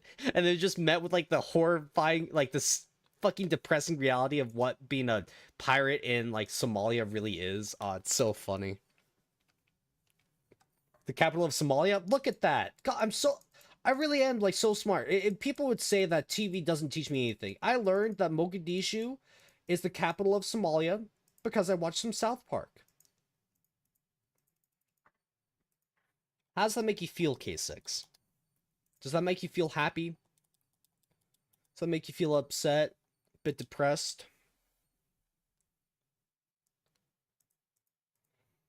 Okay, so shield fossil for this run. So no based Bastiodon where we're just gonna head smash into everything, but a very good defensive pivot. That might be what I need. The only issue is it's rock steel type. And the rock, I honestly think that the rock steel type is one of, if not the worst type combinations in the game, right? Both of them by themselves, fantastic types. Steel types, goated. Rock types, get those like normal tackles the fuck out of here, right? But when they're combined, it's weak to so many things, right? And it has what, multiple quad weaknesses? At the very least, it's quad weak to fighting, right? So it doesn't matter if you have the highest defense stats in the game when a Lucario's close combat could just shred your HP down to nothing and you can't do anything in response, right?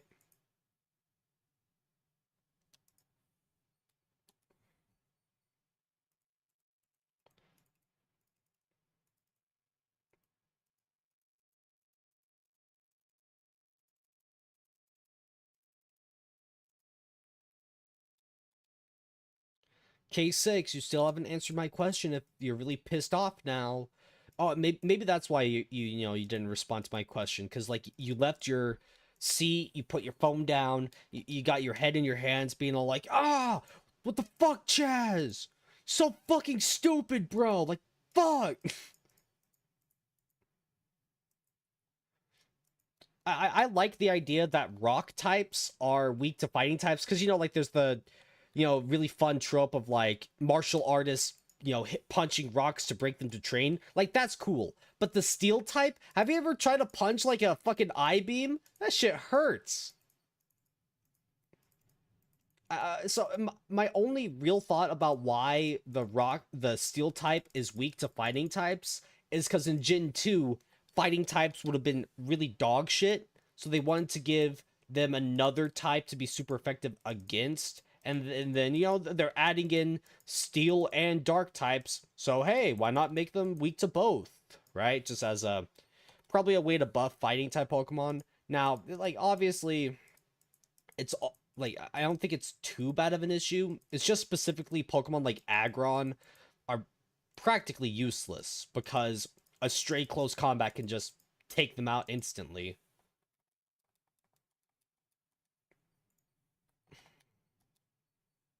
Chaz is a beta. You take that back. Hey, yo, AC doesn't have a wrench. Someone time me AC out for like a minute for calling me a beta. Because right now I'm mining. AC, I'm in the mines right now. Would you call me a beta? Look how hard I'm working. Digging away at the rocks. Really gonna call me a beta? Time his ass out.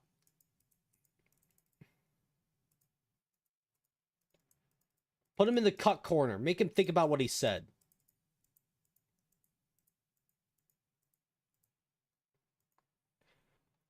I said a minute, not 10 seconds. He needs to actually sit for a while and think about what he said and why what he said is wrong.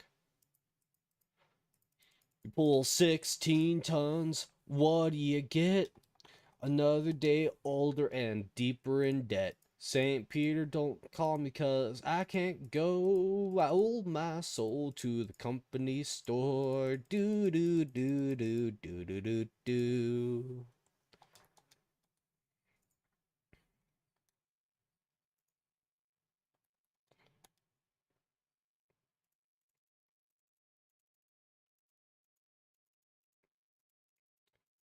Okay, thankfully the game is not cucking me with the shards, so I'll be able to learn at least a move tutor move. I will say one thing that's decent about Wishcash, the fact that it gets Aqua Tail and Zen Headbutt. It just okay, so if Wishcash could have gotten like Curse, right? Wishcash would have been so amazing.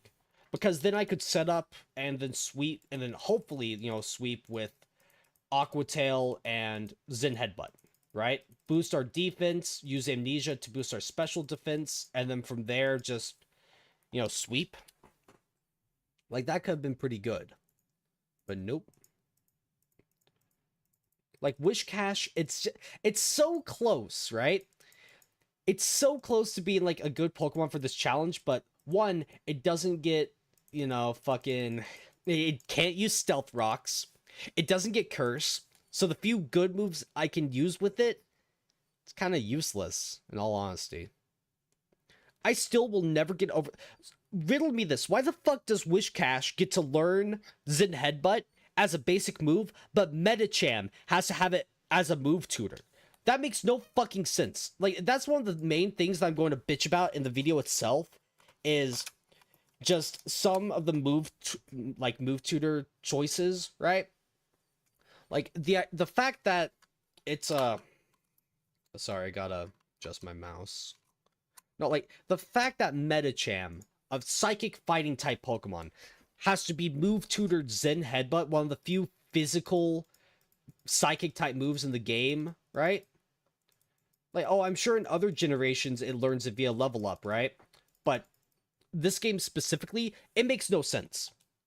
A fucking Wishcash can just have a heart scale teach it, but telling me that a psychic type, meditating in the mountains doesn't understand, oh, maybe I'll use my psychic abilities to bash my head against my opponent. You're really telling me, like, Medicham didn't figure that out until a few years later? It's bullshit.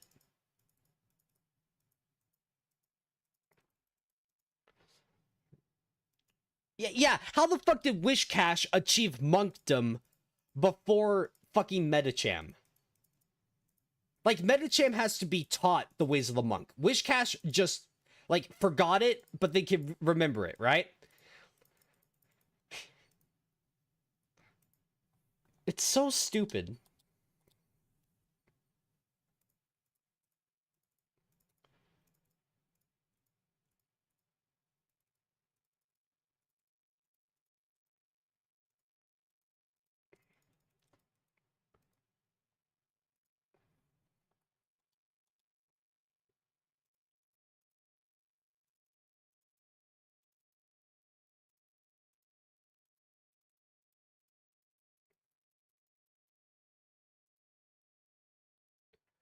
I can't tell you guys just how much I love being able to have like a pseudo power trip. Like I could just tell my mods, "Hey yo, time this guy out," and then you guys do it. Like no back talk, no like, no Chaz, I don't wanna. You guys just instantly do it. It's really based of you guys. So thank you guys for being based and not cringe. Imagine my chat being cringe, right? That would just I don't want to even think about that.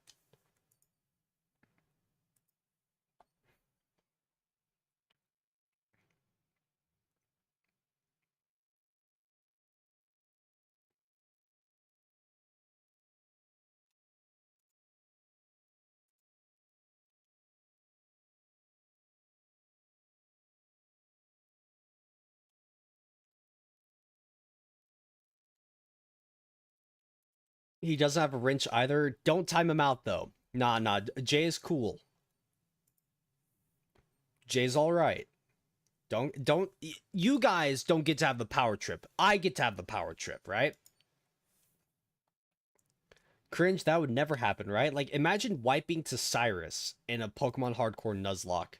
Now, that would be really cringe. Thankfully, that hasn't happened at all. Okay, I think I got all the treasures I really want. So, I'm not going to get greedy. I'll just go back up. Hi, Chaz. How's it going? Is this my favorite Pokemon game? No, not at all, Moon. So I'm doing a hardcore Nuzlocke, and this is my 10th attempt. I'm really starting to fucking hate this game. This game is bullshit. This game is stupid, but I'm a masochist, right? Like, I'm stuck in a toxic, abusive relationship. Every time I've lost a run, I keep saying, I quit, I'm done, I'm not putting up with this shit no more. And then what do?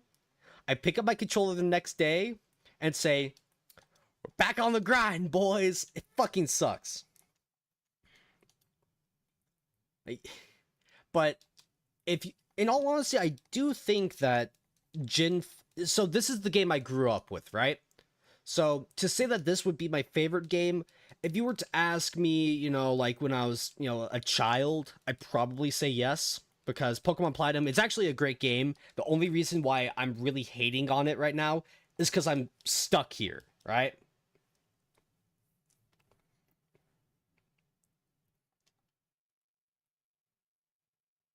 That powers up ground type moves.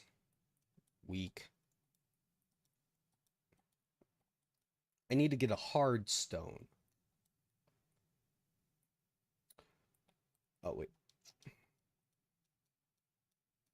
Yeah, give me that experience share. But, so Moon, in my previous attempt, I found a shiny, like full odds in the wild, 1 in 8,000 chance. I found a shiny Pokemon, and I still lost the run. Like, it's really sad. Okay, this fucker's going to not. Pikachu, good. Use Rock Blast. But, you know, in terms of like a video, this content is going to be great. Like, this is peak video content. It's just a matter of, you know, putting it all together. I'll use Rollout.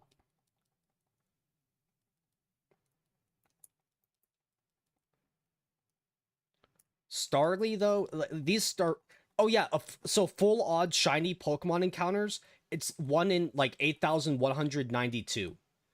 For just, like, wild in the, like, just walk into a patch of grass, boom, shiny Pokemon. Now, in later generations, there are mechanics to help you, you know, lower those odds a bit. And then if you're breeding for a shiny Pokemon, there are ways to increase those odds as well.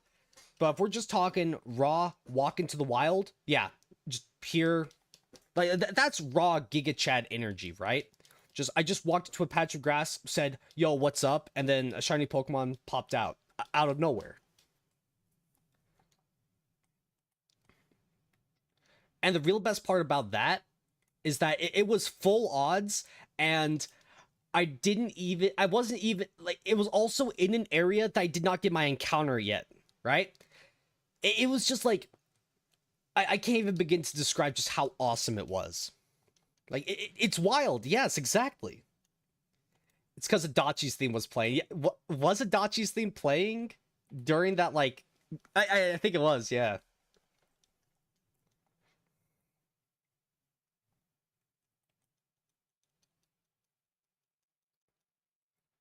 Name him Wall. Or Wally. Yeah, that's a cute name. So, hardy nature, man, it really sucks that sturdy this is one generation too late or too early for sturdy to actually work. So let me look at its move list. Shield on. So if any chick out there is thinking, damn, Chaz, he's not gonna be, you know, he's not a committed kind of guy. Let me tell you, I'm committed to the grind. Hardcore, right? You know, I'm I'm really just I'm really awesome, you know. I'm committed to this game. I'm committed to the grind. Okay, so Mirror Shot. What Pokemon can learn Mirror Shot?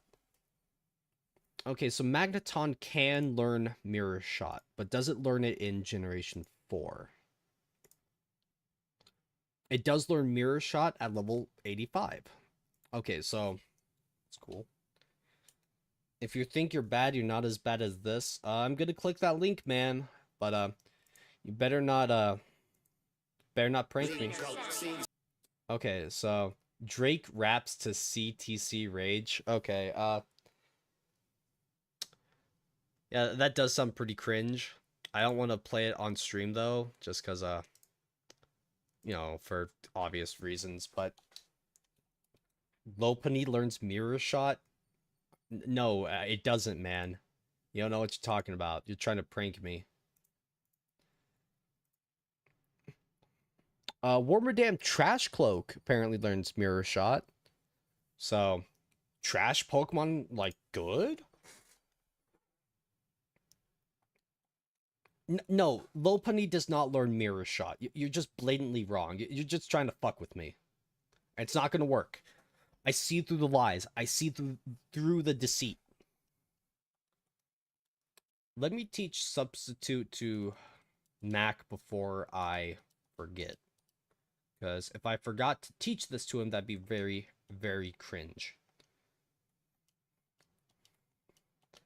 I love how you guys are trying to come up with like the most insane strats to like beat this challenge. When in all honesty, the way to beat the challenge is probably just as simple as I spam this one move and I win.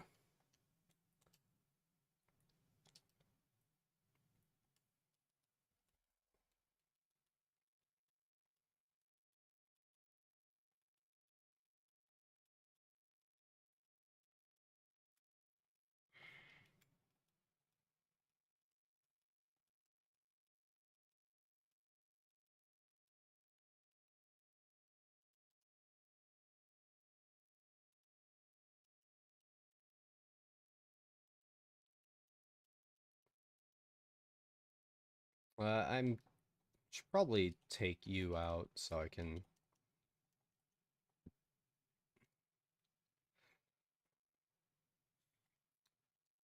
If a Pokemon uses Substitute, could you use that Substitute as a body pillow, right, to cuddle up with at night? You know, I ask the real questions that no one else is willing to ask. Oh my god. Okay, so what the fuck is up with these burn chances? I swear to God, the amount of times that I've gotten burned from, like, flame wheels and shit, it's bullshit.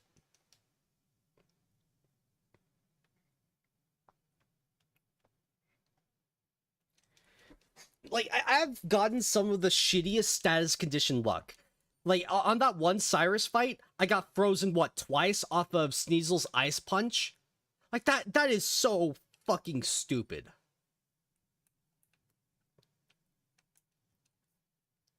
I can't, but also I can't believe I won that fight though, right? Like that's what was really great, and Chad pilled about that fight, so I won it.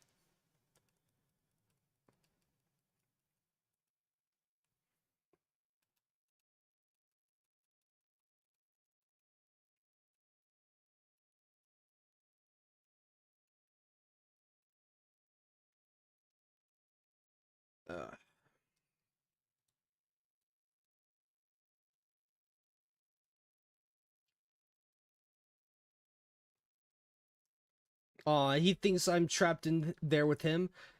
I turned it around. It's like, I'm not trapped in here with you. You're trapped in here with me.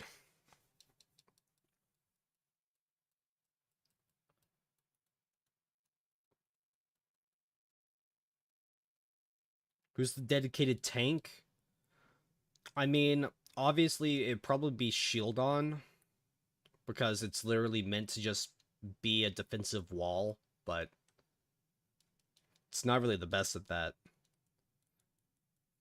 The tanks you want are the tanky Pokemon that have some kind of passive recovery, right? If they have a reliable form of healing like Slack Off or some shit, those tanks are really great. Cliffable would be pretty alright. It's just a matter of getting one.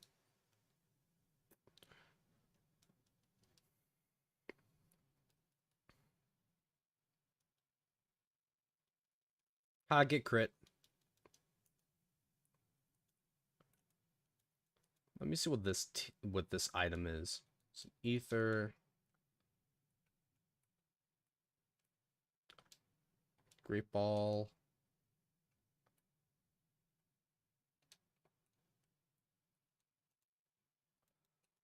So I want to keep using repels. That way I can, you know, prolong getting, encounters and shit.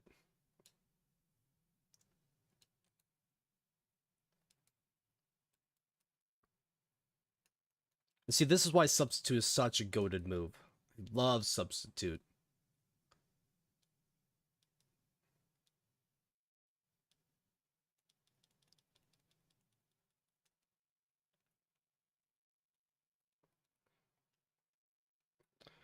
I mean, what really sucks about Bastiodon, it has like one of the shittiest defensive typings that on paper should be good, but Bastiodon also gets like it gets no form of recovery, right?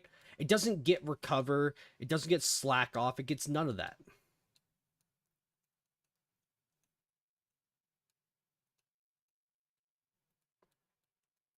Okay, what berry is this?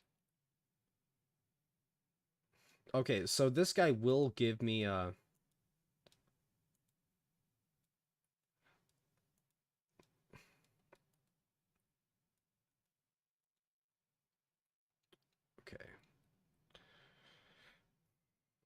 Chaz getting mogged by a Melcombi.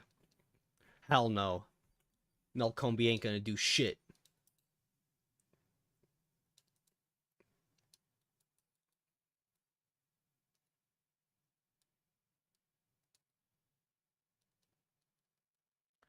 Yeah, you would think Rock Steel would be the best defensive combo. I mean, if you're fighting a Pokemon that uses normal type moves, nothing's getting past it.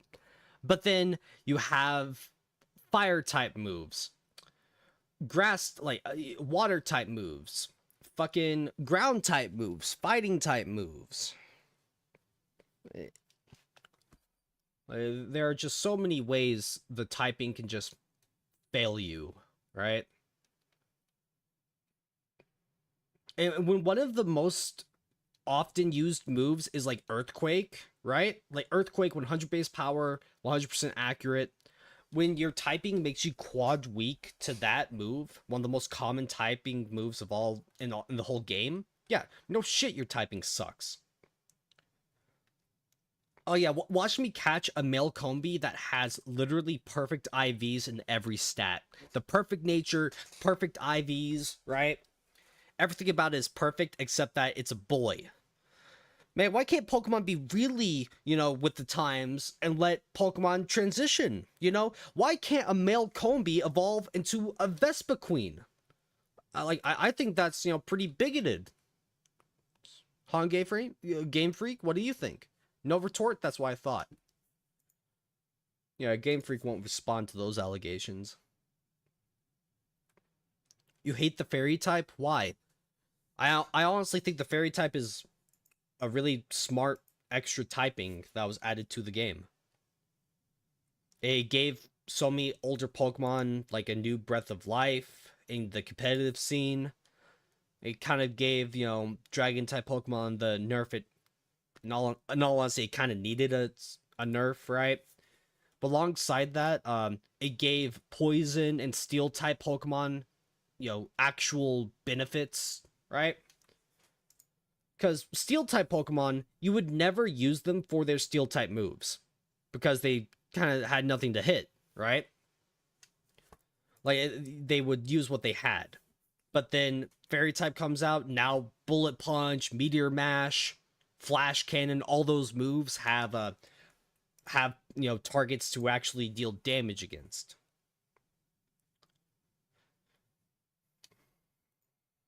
Man, I got no good fucking spawns.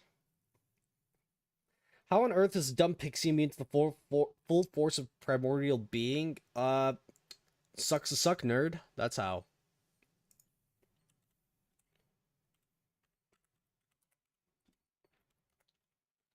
Okay, let me see if there's a hard stone in the overworld that I can pick up.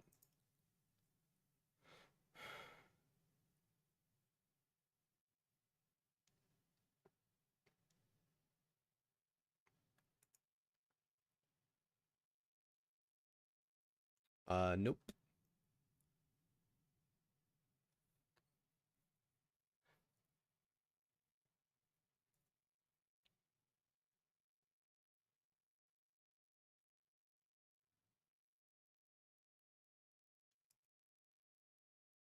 Okay, so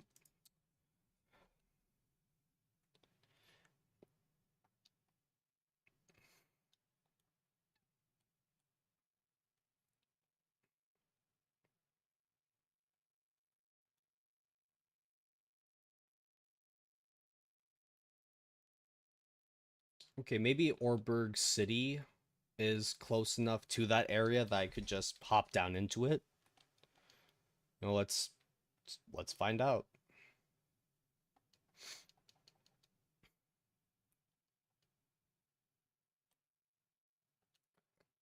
So at the very least, like I said earlier, I now have a guaranteed Garchomp encounter. Or, Gibble, but Gibble, Garchomp, same difference. Because I have gotten Geodude, Bronzong, and, Zubat. Okay, thankfully getting here wasn't too much of an issue. So I really want a hard stone. Or a rock plate.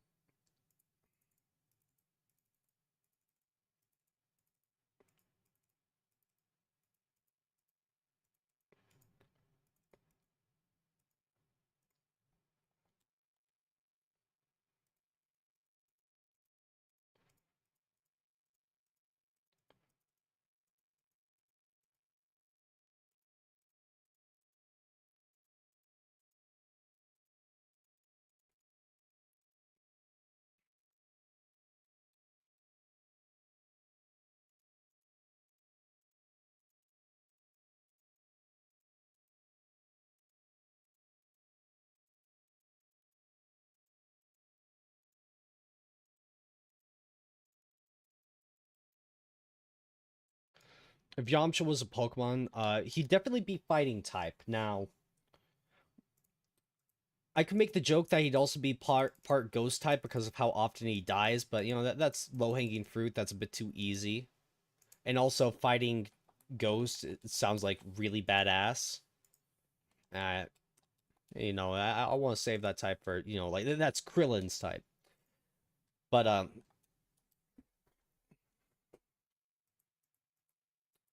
you know,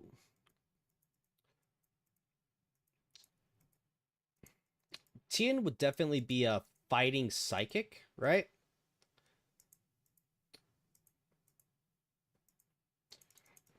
I think Krillin could be like fighting dark because of how mischievous he is, right? Like he's a little shithead when it comes to his techniques.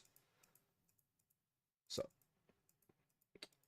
or actually, you know what? No, fighting dark would be a better typing for Yamcha, right? Because like he used to be a bandit, so like the dark type would still be there, but then he hones in and becomes more of a he becomes a better martial artist, right? But deep down, he still has that you know primal Wolfang Fist rage or some shit. I don't know. I'm trying to focus on the minds. Yeah, I would say he'd be fighting dark. Like he could use Night Slash in close combat. Oh, bro, imagine that stab combination. And then he use Hone Claws to increase his accuracy for Focus Blast or some shit.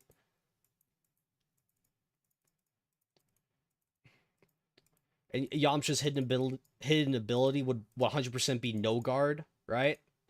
That way, if he can use stuff like Dynamic Punch. He can also use a Focus Blast and it never misses because it's his Spirit Ball, right? I think his default ability would be Moxie because for every takedown he gets more confident, right? And then his attack stat increases. So if you underestimate him, he can kind of just like steamroll you. But a way to beat him is to prevent him from getting a sweep set up.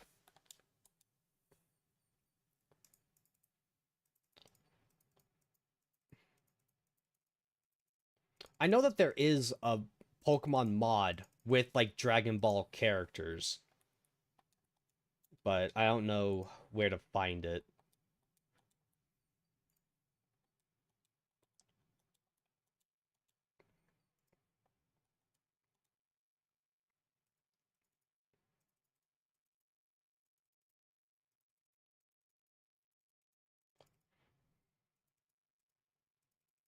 Imagine that a Yamcha only hardcore Nuzlocke. Oh my god, that would that'd probably fucking suck, if not be outright impossible. Because I'd be willing to bet that like the early game you get Yamcha, Krillin, and Tien, and then the late game you're carried by your Super Saiyan Gokus and Vegetas.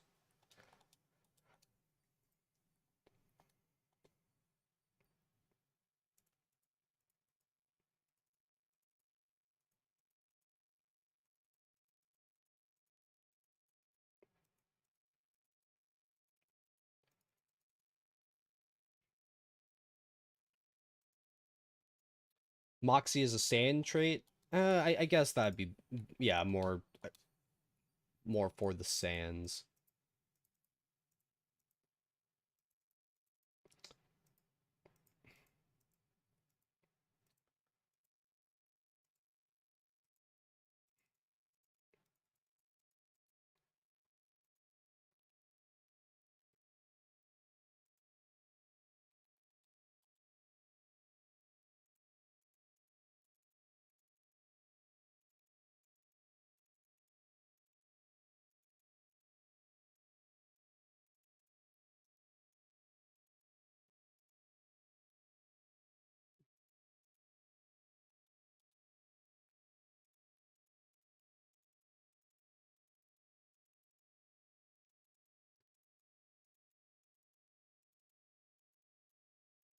At least I'm getting decent luck with my heart scale drops. Can't have too many of those when so many Pokemon have to just be move reminded Ice, Thunder, and Fire Fang. So every one of those is just more coverage when I get those encounters.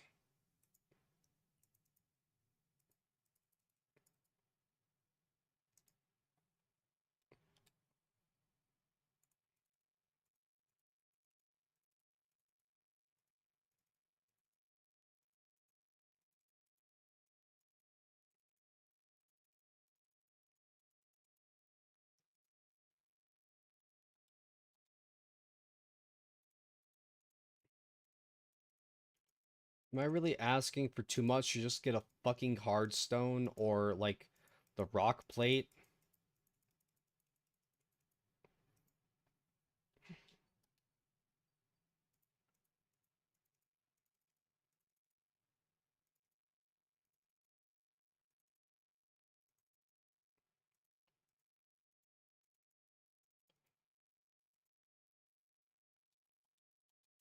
Oh, I am asking for too much? Well, thank you for letting me know. I'll make sure I ask for less. Hey, game, please give me just another size 3 red gem. Please. I desperately... Yes! Oh my god. Well, I need it to be a size 3 specifically. Otherwise, you know, if it's size 4 or higher, I'm asking for too much. Size 2? Size 4? Aw, not size 3. Rip.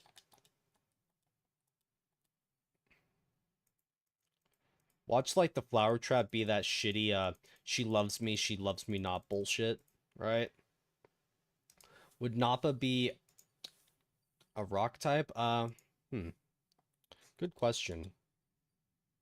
I mean, the idea of, like, giving Pokemon typing to Dragon Ball characters, a lot of them would just, like, default to fighting type, right? But that would just get boring.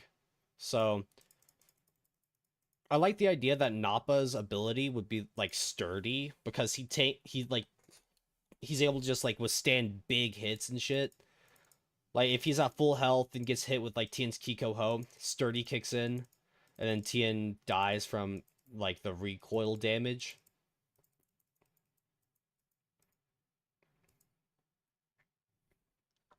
Nappa is the Chad alien. Nappa really is just, like, really underrated as a fighter, right? Like, he was withstanding so many attacks, he like a lot of people might say, oh, Nappa's just there to be a job for Goku. I think people miss the point that the Sand Saga, a lot of the a lot of the reason why the Sand Saga works is because of the inherent terror that Nappa was able to inflict upon like everyone, upon like Krillin and Gohan and Piccolo, right? Like just seeing him wipe the only reason why the Sand Saga kind of leaves a bad taste in our mouth is because the humans got nothing afterwards, right? If the human characters came back and then they got a lot more within the story, then you know the whole Nappa slaughter, we can view them as they got their groove back, right? But big flaw with the Sand Saga is like that was kind of the highlight of the human characters for many years. Like that was their peak essentially. Them just dying to Nappa. And you know that kind of sucks. You know, if Yamcha actually put up a good fight against Dr. Gero, one of the things that I really hate about the Dr. Gero fight, it's not even a fight against Yamcha. He just grabs him and impales him, right? I honestly think that they should have had Yamcha fight Gero, but then like Gero absorbs his spirit ball technique and then counters him, right? I think that would have been far more satisfying. The issue with like Gero getting Yamcha, it's just Yamcha didn't even throw a punch, right? Like that's what really sucks. It'd be one thing if Yamcha was throwing hands and then got, you know, like if he got tag teamed by Gero and Android 19, like if the two of them ganged up on him together and he was holding them off for a bit, then he got taken off guard by a spear ball getting absorbed, that would have been a really good scene. It shows that Yamcha can still fight, but he, you know, got countered or something. But no, he's just like, oh hey, you guys, some android guys are probably going to be running amok. Are you all right? And then Gero just like fucking impales him. It's so just... it's so unsatisfying. Like the Team 4-star bit of like Tien saying, oh, come on, man. Like that actually just is how it feels, right? Just like, come on. Like he gets nothing. Fuck, it sucks. Like, damn, shit. Yeah, like kind of, it really sucks. Exactly. It sucks big balls. Sucks hardcore.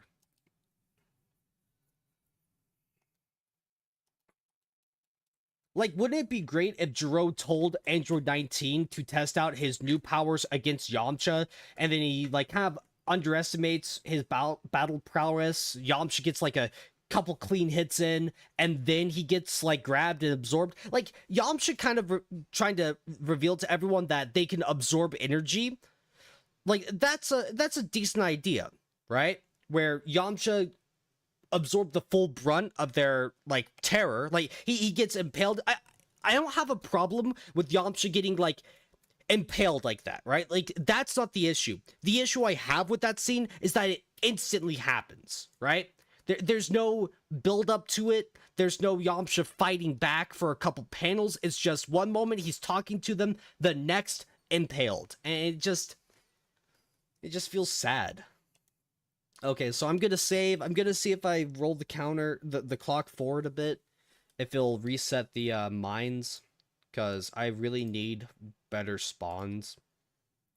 If you're wondering why I'm going down here so often, I need like a specific item to help with my damage range against the rival Staravia.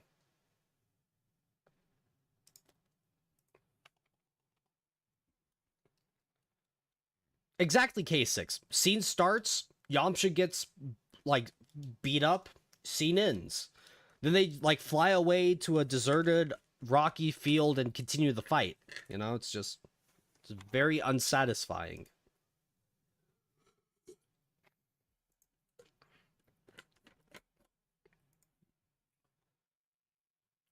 La da da.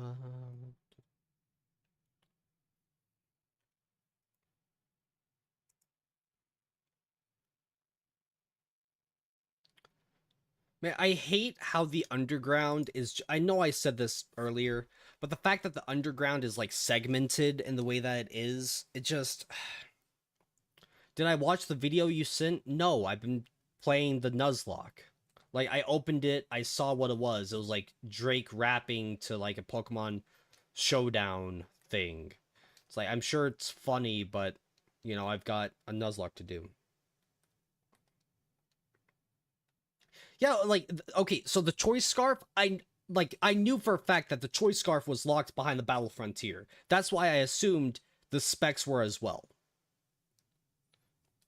There's a good Yamcha fan manga. Well, I mean, it's a fan manga for a reason. You know, a fan put it together. It would have been really good if, you know, Toriyama did it himself.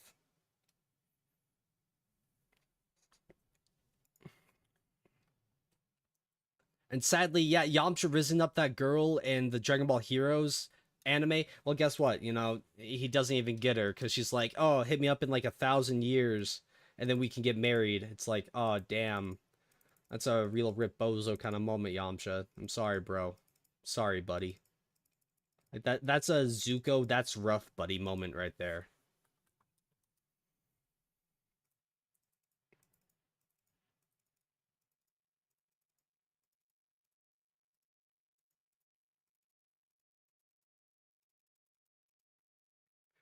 Leftovers is post game item 2. Yeah, that's why this platinum run is really brutal. So many amazing items are only locked behind the post game.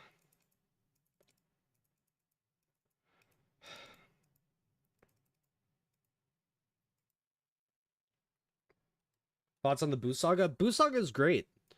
Like obviously, oh, human like the human characters that get shafted. I honestly think Majin Buu is a very refreshing villain, right? He kind of, you know, he starts off as like the goofy antagonist and then, you know, they realize, "Oh, he's goofy, but holy shit, we can't do anything to him at all."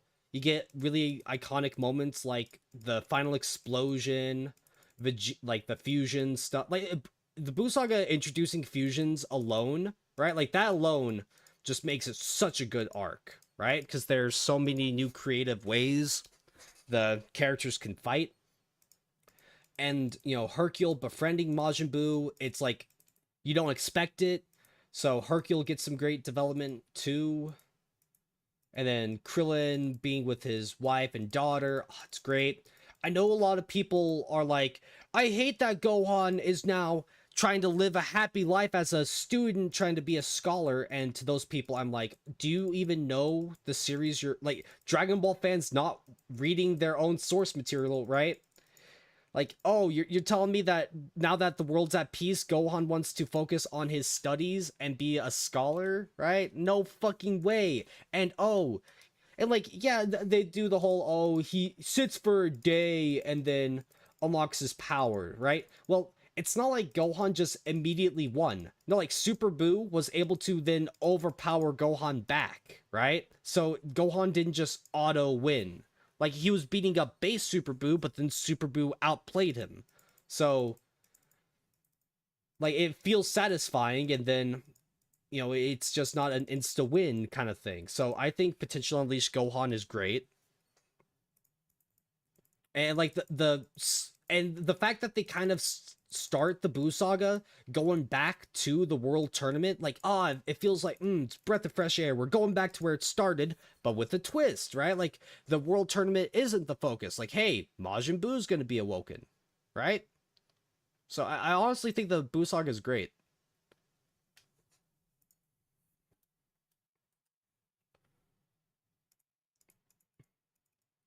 I wouldn't say outplayed. Gohan is just a dumbass.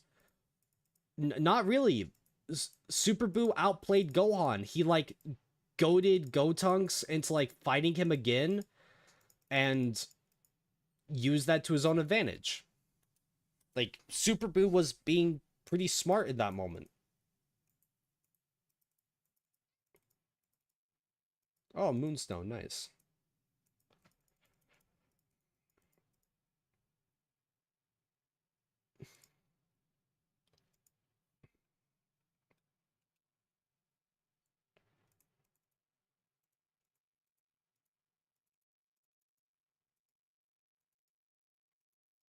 Big iron balls, hell yeah. Gohan did the same thing versus Cell. Oh wow, you're telling me that a character has like a flaw in how they fight? You're telling me that he didn't immediately learn his lesson against Cell because like he got complacent? You understand that characters can have flaws. One of Gohan's flaws is that he doesn't immediately go for the kill, right? Because like Gohan, he's not some stone cold killer. Like the fact that he doesn't immediately go for the kill, it's like a character flaw. Like, yeah, we're reading it from our perspective. We're like, just kill him, Gohan, just kill him. But then, like, Gohan gets a bit cocky sometimes with his power. He kind of underestimates Boo and stuff. Like, he has character flaws. Like, Gohan isn't a literal perfect human, right?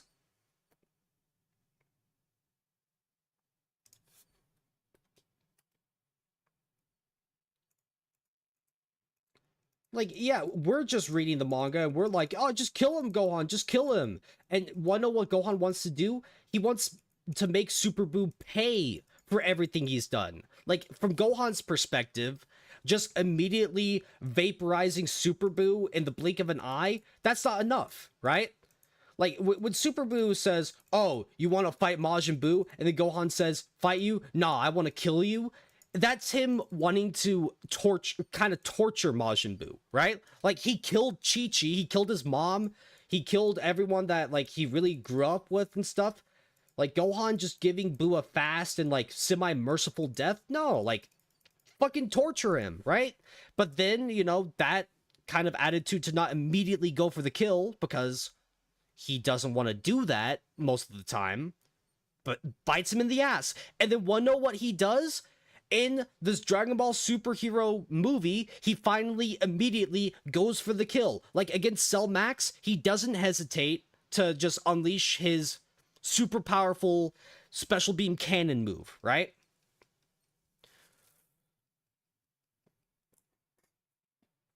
And then like in Dragon Ball Super, when he's fighting in like the tournament of power and stuff, Gohan's like fighting at full force. He's like knocking people out of the ring.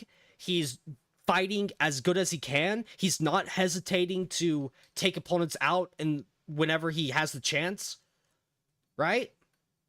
It's almost like Gohan has learned his lesson to not just let opponents kind of get away with shit.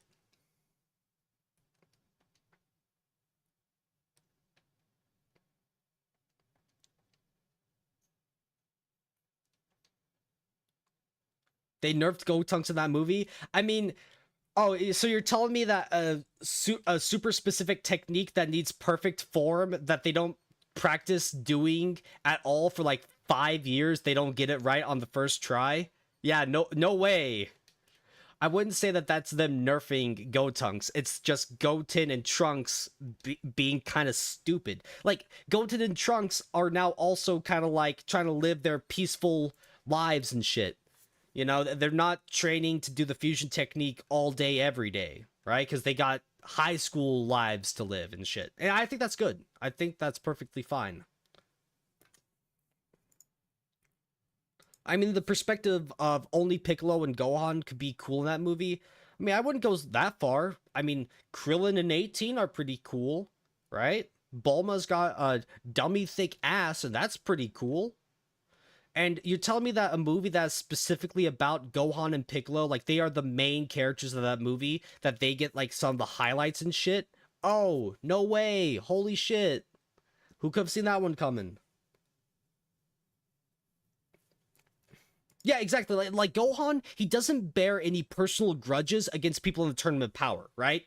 So he's not going into that tournament with a mentality of, I'm gonna kill you slowly and like painfully. He's like, I'm fighting to protect my friends, family, and daughter. So I need to beat these people as fast as possible. Like Gohan in the tournament of power is fighting to protect. Gohan in the Cell Saga and Buu Saga is fighting to kill. Like those are very different contexts, right? Gohan seeing Cell or Buu again. Yeah, Gohan, I would hope that if he saw Cell again for real, that it would just be on site, right? Okay, so I will say this: if Dragon Ball Super, the manga, when it gets back out of hiatus, if they bring Cell back and Gohan like fumbles the bag again against Cell, like trying to say, hey, I'll let you live, just don't kill anymore. And then like Cell backstabs him. Yeah, that would be a moment of like, Gohan, what the fuck are you doing? Like, that would actually be very stupid. Like, that would undo the development that he's gotten all this time. Chaz, come on, man. What the fuck are you talking about? What do you mean, like, come on, man? I don't know what you mean by that. Are you upset that I enjoy, like, Gohan a bit more than you do? Or are you just jealous that I understand his character a little bit more? Is that it?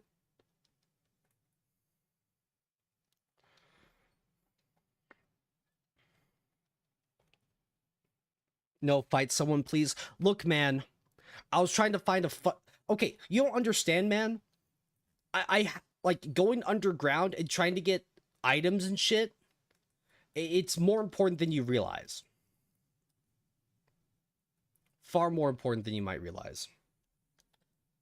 Shieldon. Hey, guess you want to know the next gym leader? The next gym leader is the ghost type. Use Shieldon. What fucking move?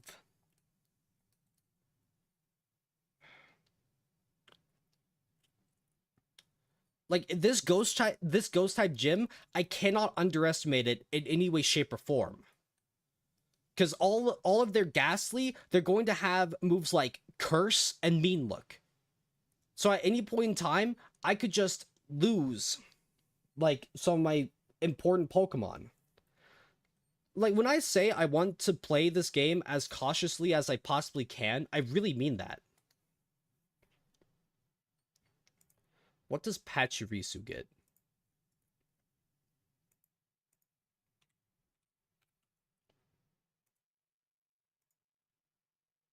Come on, Chaz, just run into the fight without thinking. Come on. Do it for the content. Okay, Pachirisu gets like nothing good, so.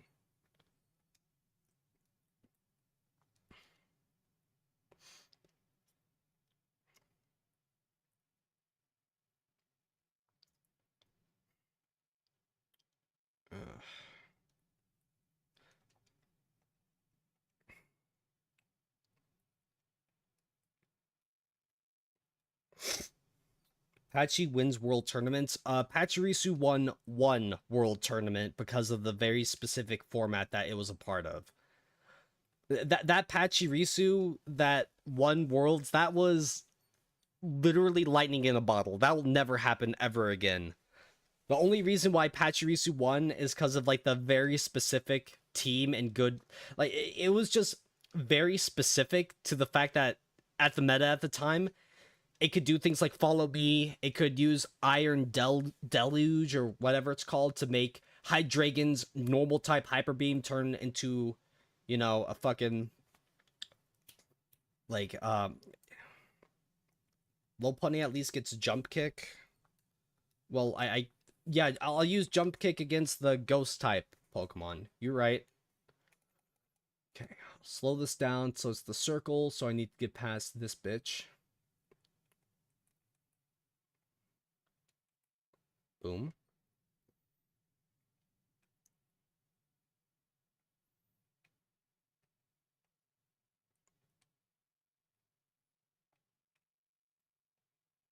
Fucker. Go away. Aw, they try to juke me out. Okay, it's the star.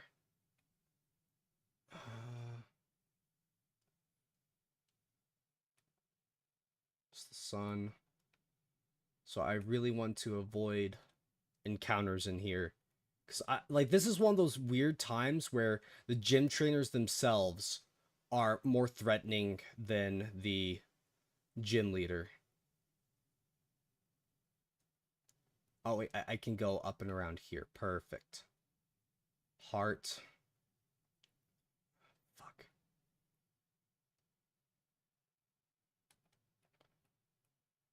Star. Perfect. Whew. Okay.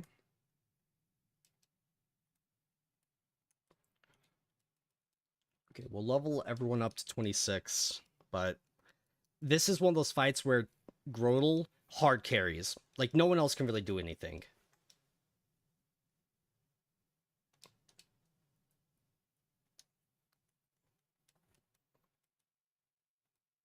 I mean, I could open up with Liberty and try to put Duskull to sleep. Okay, I think that's what I'll do. I'll try to put the Duskull to sleep to give me my substitute turn that I really need. I should have taught him Leer, but whatever. Okay.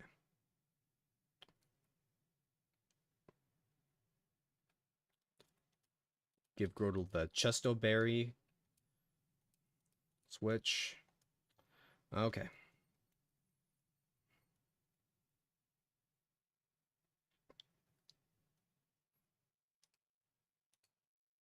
Perfect.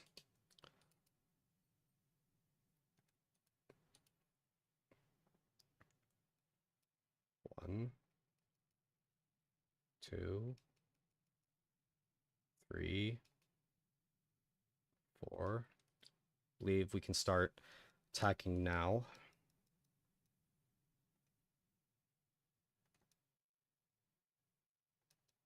Fuck. Please.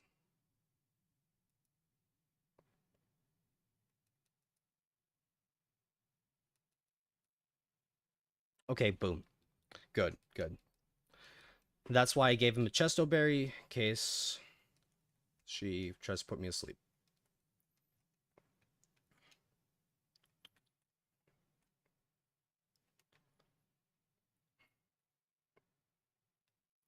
Like, easy clap. 100%. But guess what? I'm gonna go back underground because I really want a fucking hard stone so I can kill the rival star. Okay, so the reason why I'm going underground a lot is I can get a lot of items that boost my move's base power, right? Or the power of rock type moves and shit. And the rival Staravia, if it lives on a sliver of HP, you wanna know what's going to do? It's going to use like Endeavor double team strats. I need to get the kill on that thing. And you wanna know what can consistently get a kill? 2 hits of Rock Blast from my like level 30 Geodude.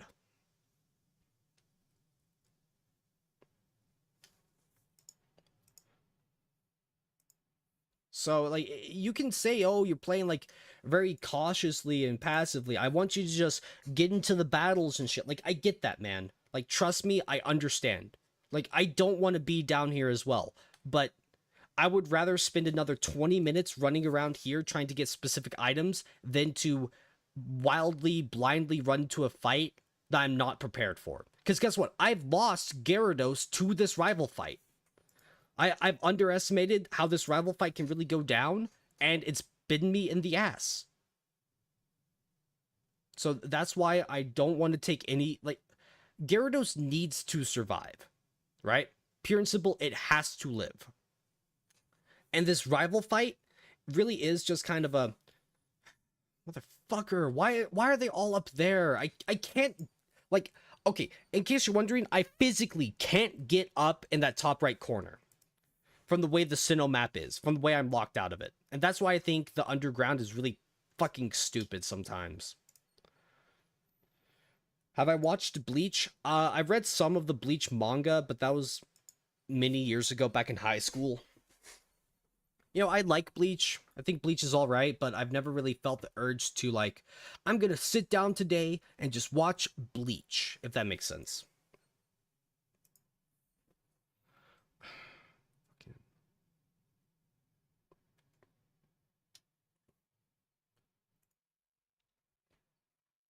Yeah, why can't Barry just keep his Starly just as a Starly, right? A Staravia using Endeavor quick attack strats? Nah, that's just cringe. I don't want to say how old I am, bro. I'm in my 20s. Is that a satisfying enough answer? I think I need to go to the Orberg City again.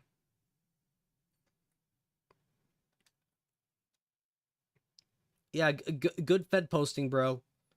You're doing the Fed boys proud.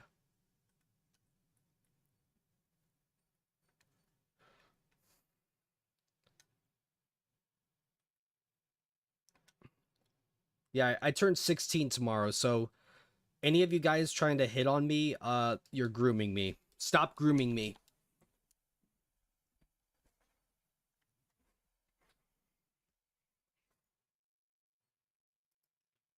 Can I even get all the way down there? I don't think I can.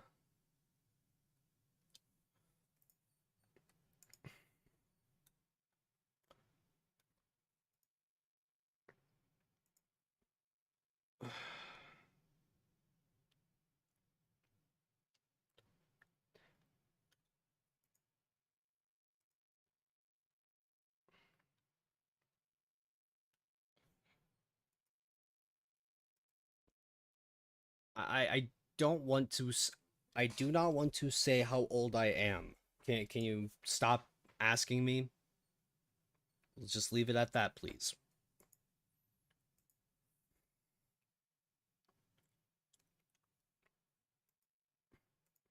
Is this underground mining? I wish it was, but I'm getting no fucking spawns to mine. Like, no fucking spawns at all. It sucks.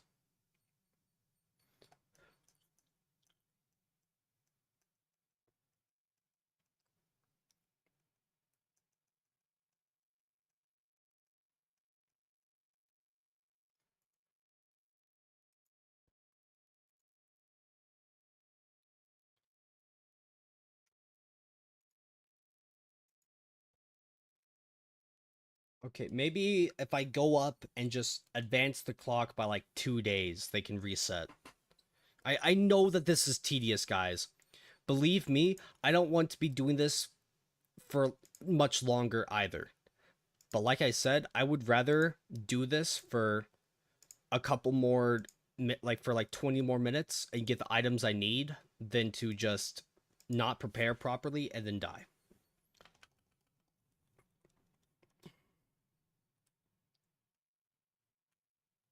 So I'm going to go back to the big area.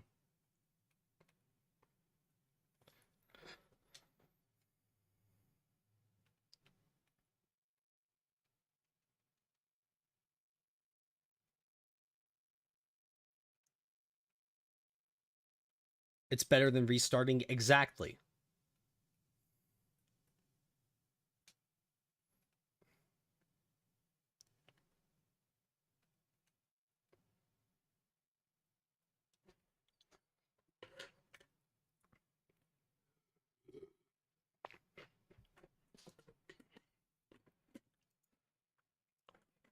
See, look at that. So we can just advance the clock forward a few days and then reset the spawns. So that's good to know.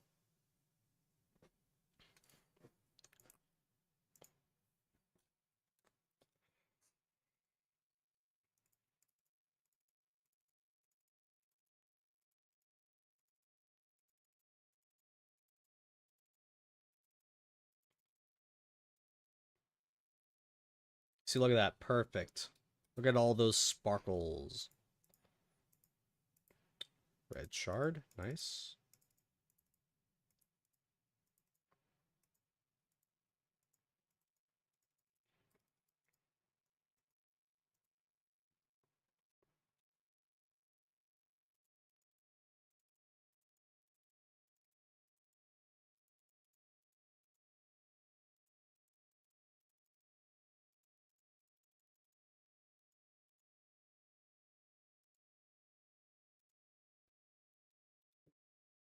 See, now that we finally got like a lot of spawns, we can just like hop in and get to it.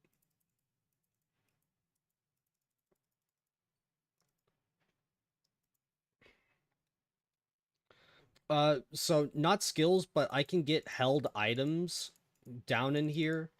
Like, if I get a hard stone or a plate, then I can use those moves that can I can give my Pokemon items that boost the base power of some of their specific type moves. Like this, I believe this is like the Draco plate, so that will boost dragon type moves by 10%. Yeah, Draco plate. So I'm trying to get either a rock plate or a hard stone for my Geodude.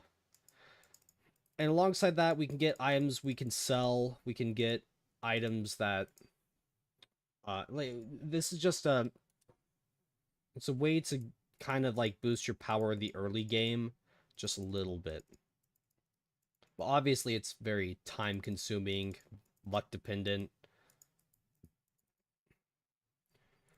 Yeah, and for all these green, yellow, blue, and red shards that I find, I can use those to go to a move tutor to teach my Pokemon a specific move, right?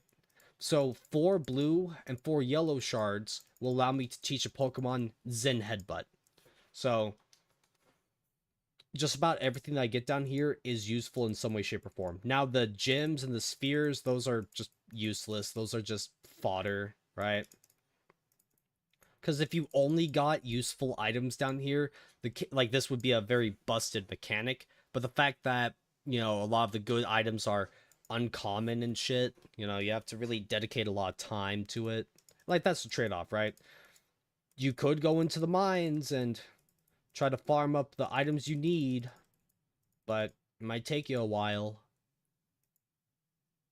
Good old risk-reward kind of shit.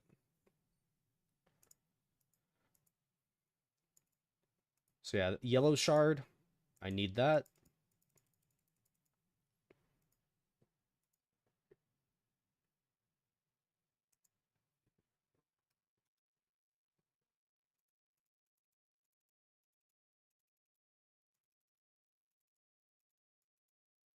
Yeah, so this one's just a useless spawn.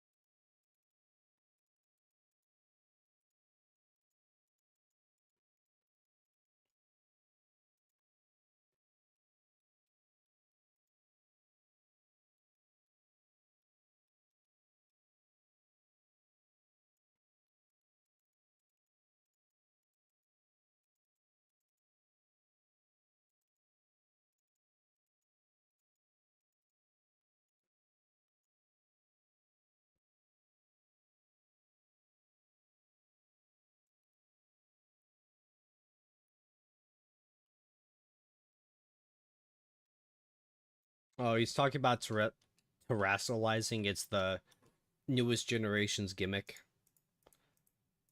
Sorry, I'll like read K6. I'll read your message a bit more in a sec. Just like on that focused grind set.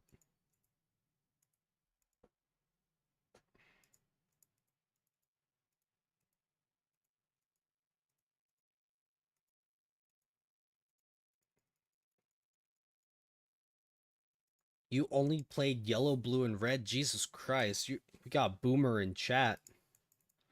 Pokemon was only good back in Gen 1. How do I know this? Because it's the only Pokemon game I played.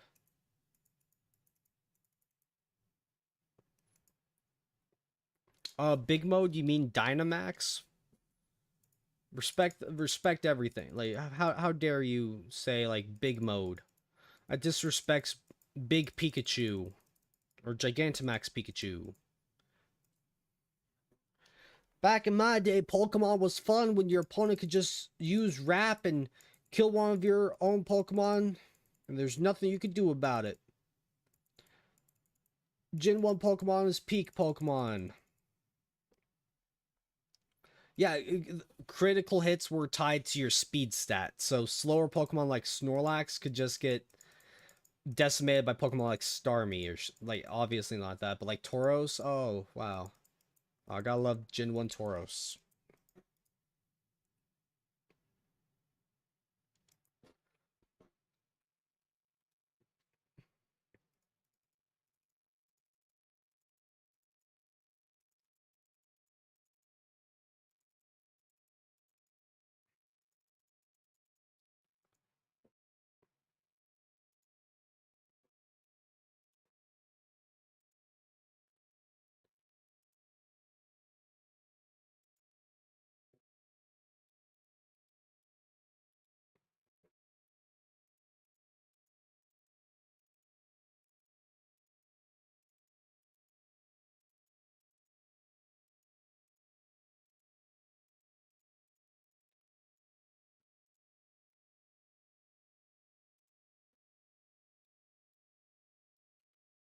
Confirmed. Sphere.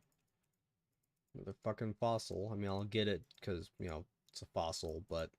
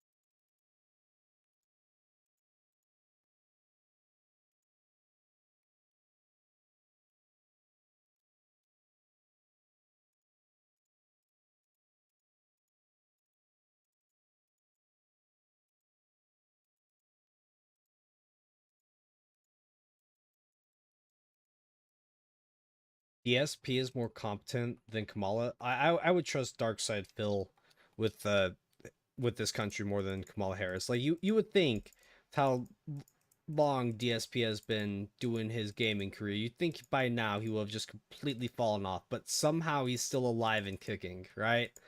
If he can keep his what's supposed to be a dead channel afloat, right? If he can do it, you know what? I trust him.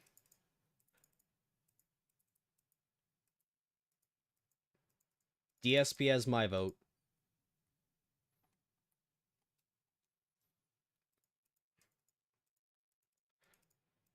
And you know for a fact that if we got into a war, DSP, he'd be able to like get us out of it with all his excuses. Like he would be able to say the lag caused our drone strikes to, you know, hit those innocent children, right? Be like, damn, DSP, I didn't think of it like that.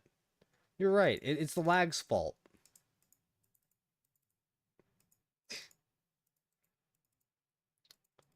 Like, I didn't mean to do all those like horrible acts against the human race. It was the lag. It was a shitty connection.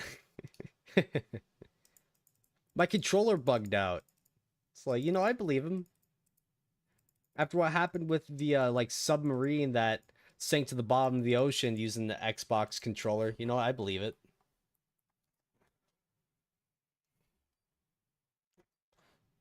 Like bugged drone mechanics. Oh, it's inverted controls. No one told me that. As he's like dive bombing it into like a civilian zone. Like he dive bombs the drone into a hospital. It's like, oh, it's inverted controls. What the fuck? No one told me it'd be inverted.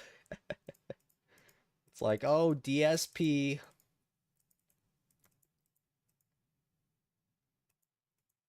And then low tier god would be his like secretary.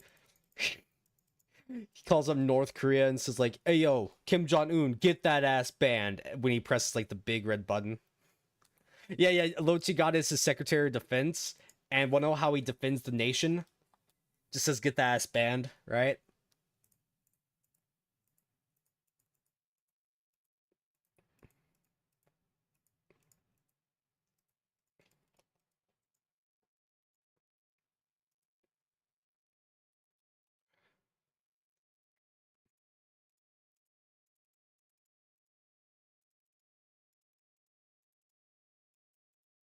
Bro, do you imagine like the speeches that President DSP and Vice President LTG would give, right?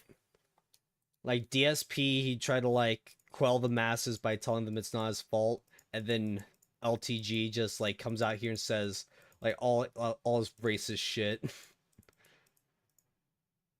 I would vote for those two. If those two were running together in office, oh that would be a sight to behold. I could die a happy man the day I get to vote LTG and DSP into office. And maybe if LTG got the job, he can stop being a deadbeat dad. Okay, please, like, I'm able to like fucking DSP. Darkside Phil. He's a notorious fighting game player, but he's like not all that good, and he'd rather bitch and moan about okay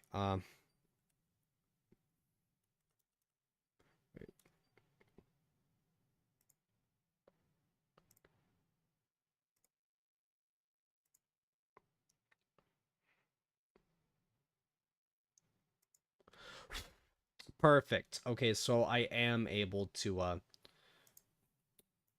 turn on the mic. It's not just a complete death sentence. That's why I was hoping for.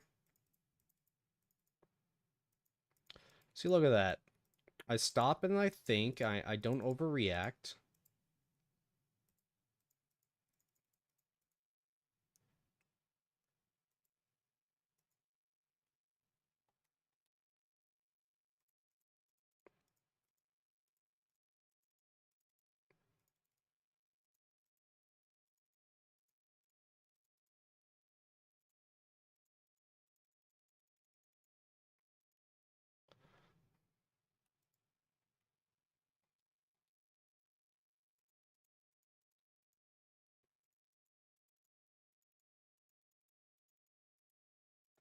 Oh my god, I'm getting like horrible spawns right now. It's actually starting to like, piss me off. I'm starting to get mad. I'm gonna re into the mic.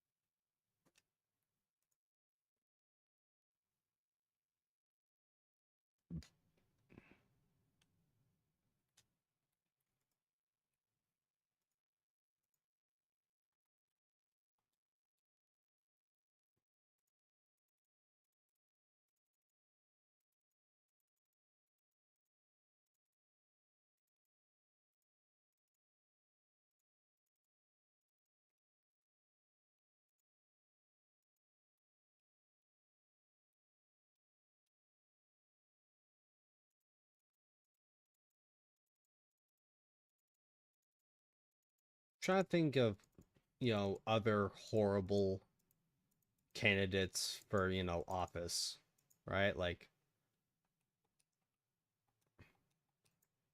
who would be really funny to see be in control over the nation?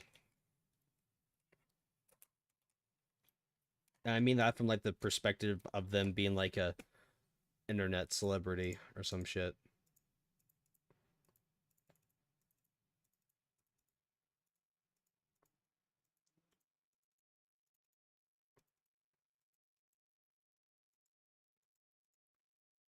I mean, yeah, obviously UC would be funny, but I'm trying to think of like other people, right?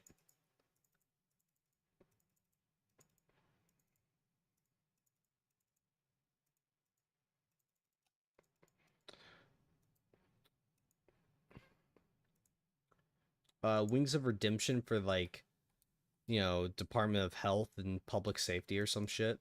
That'd be very funny. Motherfucker, like I'm getting horrible spawn rates with like gyms and shit. Like I said, I'm sorry that this is going on for a while. Like I don't, I got my fix for the mine. I got, I'm kind of sick of it now, but Like, you would think that any one of these fucking rocks could just count as a hard stone, and Geodude wouldn't know any difference, right? But no, it specifically has to be a hard stone. Like I said, all these blue shards and shit, like, they help, but, you know, I'd rather try to get those when I need them rather than, I don't know, it's just, it is what it is. I mean, I'll take a heat rock. It's pretty cool.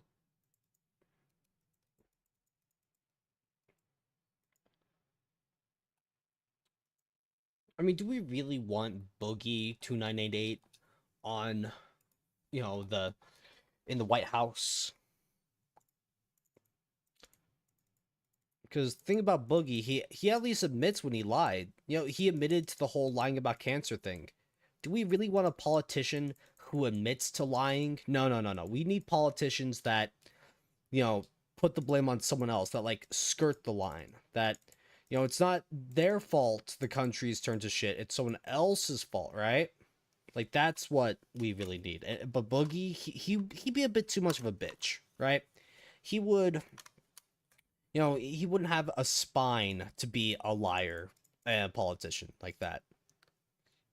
Like, he'd get bullied by Kim Jong-un a bit too much. Then he'd rage out on stream, and that's it. We need someone that can just, like, buckle their fuckle and lie when they need to, and stick with the lie. Even if there's physical evidence to the contrary, right? Stick with the lie. The government wasn't involved. We never said that. You know, shit like that. But Boogie, nah. Like, at the very least, he could be in office, but nowhere where actual power can be found. He's going to just be another one of those wagey congressmen.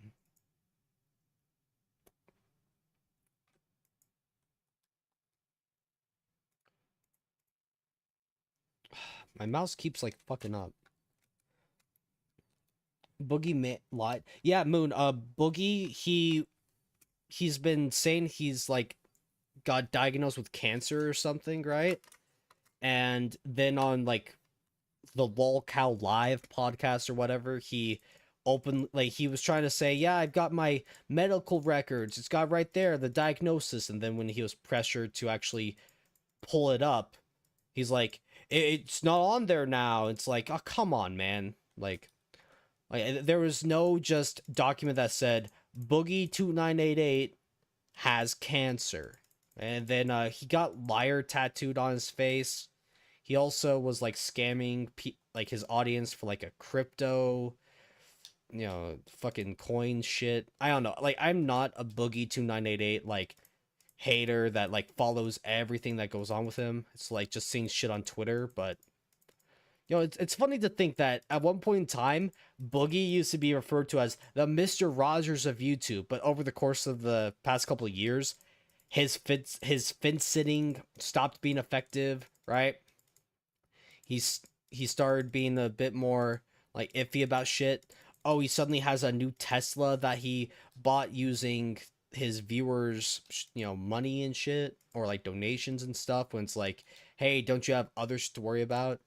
And then he's like in debt and this and that, and it's like, pity me. He'll go on like the other streams and he's like, I hate my life and blah blah blah. It's like, I get it. I do the same shit, right? But you know what I also do? I go to the gym, right? So like, even though like I've kind of I kind of let myself go, chat. I'll be honest. You know, I'm not as strong as I used to be, but no matter what, guess what? I went to the gym this week just to make sure I can still do a 2-plate bench for 5 reps. So even if I've fallen off a bit, I still got some of my gains, right? I haven't fallen off completely, right? Just a little bit, a little tumble, nothing I can't recover from. But Boogie, he'll keep bitching and moaning, crying and shit. It's like everyone on the internet has kind of reached the point where we're like, shut up, right? He keeps threatening that he's going to, you know, yeet himself. And at this point, it's like everyone just kind of has a callous nature to it, you know? He'll tweet shit out, delete it, just overall just be a very fake kind of person, right?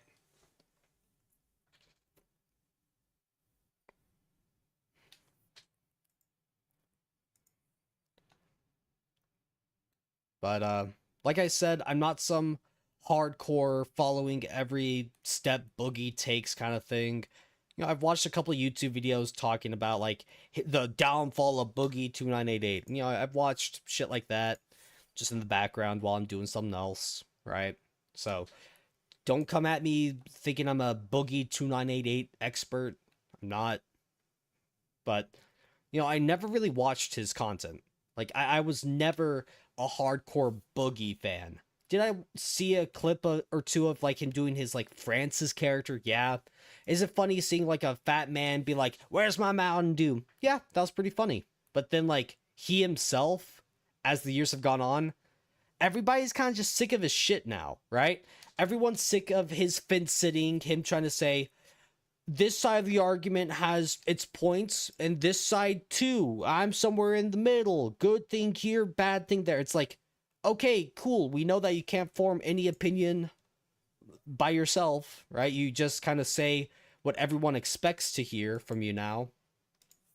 Like, oh wow, you're telling me a internet celebrity that shows his face and all that stuff is going to try to play all sides and shit, but you want to know what's great about fence sitting? The moment that you like shove the fence up your ass, like, so either you don't talk about like political shit at all and like, hey, whatever, right? Like if you're doing a gaming channel and you don't bring up politics in any way, shape, or form, no one's gonna care. But if you do bring up politics here and there, and your politics are as simple as, I'm a centrist. I think there's a thing over here that's good and a thing over there that's bad. The moment you shove that stick up your ass, no one's going to be able to respect you, right?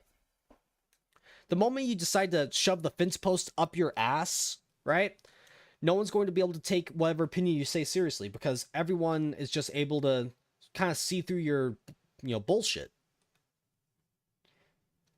It's like even like hardcore, like communist leftist, right? Let's say the most hardcore communist person, right? At the very least, I can respect them more than a centrist because they will say their beliefs like with their chest out. They will say, I think communism is base and Stalin did nothing wrong. It's like, even if I think that they're stupid, I can at least think, hey, at least they're saying what they truly believe, right? But someone like Boogie, he will say things that he thinks people want to hear, right? He'll do the whole, I'm sitting in the middle, like blah blah blah. But when people do that and try to still dip their toe into politics and shit, it's like no one can take them seriously. Exactly like the same thing with Tim Pool, right? He has his audience. He's always putting his like they can't ever form a concrete opinion because whatever opinion they form, they know that they're going to piss off some form of their audience, right? So like for me, I've made like, I put in my red pill stuff here and there. Like my Yamcha video, did it need the little red pill bit of me talking about how like modern relationships fail because women are thoughts like Bulma? Did it need me to say that? No. But wanna know why I said it? Because that's what I think. And did I get some hate for it? Have I gotten comments saying, wow, I liked the video until you kind of went on this weird incel rant out of nowhere? But my point of that is to be like, hey, here's an anime character I relate to, and he got dumped by a thought. Do you want to be dumped by a thought that acts like Bulma? No. Well, then learn to see when women act like thoughts, right? And most women probably like okay, so I've said this in another video. Thoughtery is a spectrum, right? Some women are super turbo thoughts, like running the thought Olympics, trying to get gold medals in thoughtery, right?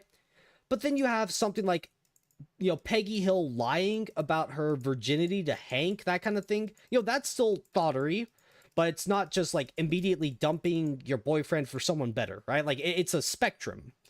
And whenever I brought up like Yamcha being dumped by a thought, I'm trying to tell, like, my goal is to be like, hey, do you relate to how Yamcha was like kind of out of nowhere dumped by Bulma and she only ever talks mad shit behind his back, only ever saying he's like a like only ever saying he's a horribly bad kind of guy and shit. Like, people can, call me cringe all they want, but if they want to date a woman that acts like Marin or Bulma, by all means, go ahead. It's your life. But you watch the video, don't say I didn't warn you. Like, that's my mentality. But you know what? Like, people can say I'm wrong, but at the very least, I'm putting my opinions out there, right? Whether you like them or not, like that's perfectly fine. I'm not out here trying to do like debates to change people's minds. Like when I debated that other guy, I just thought it was like in the end it was me just trying to see his reactions to me saying I'm not friends with chicks and him be like, "What?" Like just seeing his mind blown at the idea that I'm not out here trying to be like the shoulder to cry on. Now, if I have a girlfriend and we have an intimate relationship and shit, of course I'm going to be nice to her, right? Like I'm not going to just suddenly be a heartless monster to a chick that, I'm with. But like there's difference there, right? Like am I trying to get with a chick I find attractive and stuff? Of course I'll be like good to her and shit. But is it a chick that I am not too interested in? And is she just trying to ask me for like favors and shit? Now I'll say, oh, you're just a chick that's trying to get a car ride out of me because we're friends, right? Like, I'm not really into trying to do that anymore. Like, I've got my goals. I understand what I want, and if I don't get what I want, like, I'm not going to pursue the relationship, right? And the same thing for a chick. If a chick is trying to get something out of me and she's not getting it out of me, by all means, she is free to like cut me off, right? Like, okay, cool. You were trying to just string me along to get money out of me, and I'm not falling for your tricks anymore, and you just like ghost me. Fine, cool. Like, I'm sure that there's some other simp out there who you can swindle. It's not going to be me though. But when I, some normies, they just don't get it. But like that's why I think is cool about my content specifically is that throwing in red pills while talking about Yamcha seems like kind of out of nowhere. But when you think about how his relationship with Bulma fell apart, we only really get told from Bulma's perspective of what went down. And from what we've seen her do, I wouldn't say that she's the most reliable judge of character when it comes to being in a loving relationship. At least to me.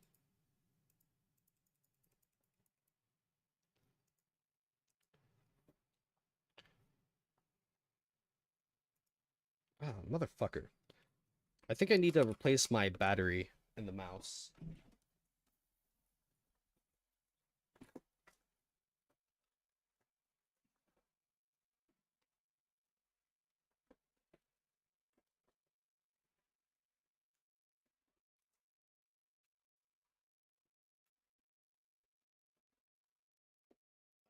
Gotta love when a battery is dying.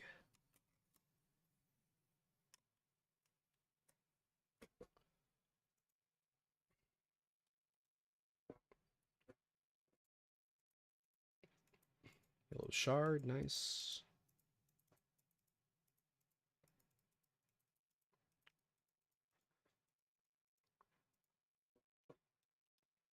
Like I don't know, like I've gotten a lot of like some people might think what he's like there's a difference between being friendly to people and then like being friends with people, right?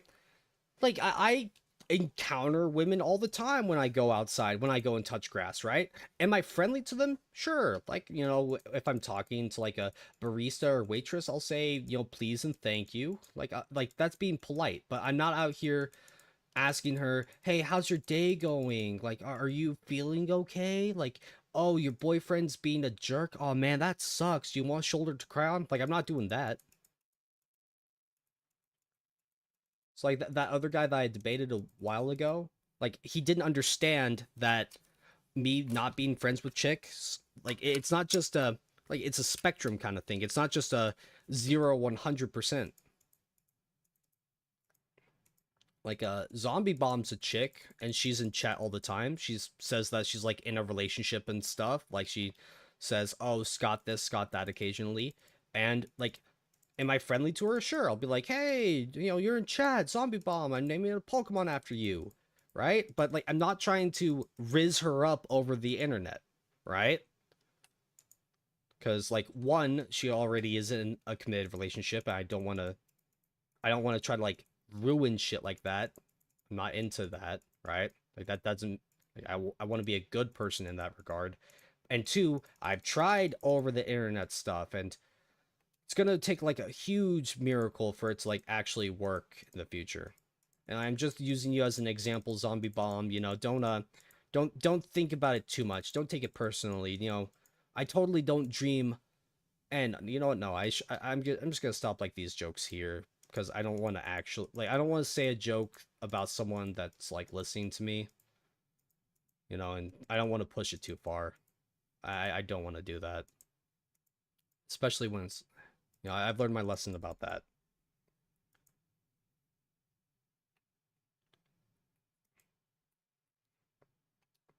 Yeah, you just type out LOL. Exactly. Like to you, I'm just like a faceless streamer. You know, I'm just ChitinChazz. I'm just the Beetle, right? Like this isn't some sort of super deep relationship. You know, you're part of chat, and I'm your favorite streamer. It's beautiful, but you know, it's like the be all end all of it.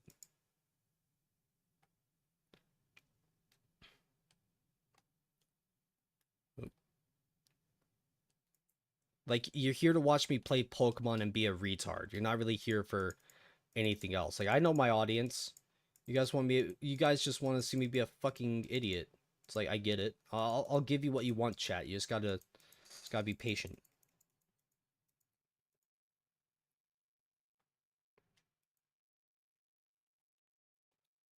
Please give me a hard stone. Please. How many things have I dug up by now? I motherfucker. I'm also your favorite Twitter tard. Oh wow. I love being everybody's favorite. Okay, you know what? I think I'm gonna I meant to put my shit in my bag. I think I'm going to try the berry fight. I might have to get lucky with like a 3-hit rock blast, but at this point in time, I've spent too long trying to get these items. I'm not getting them. I'm kind of getting sick of it.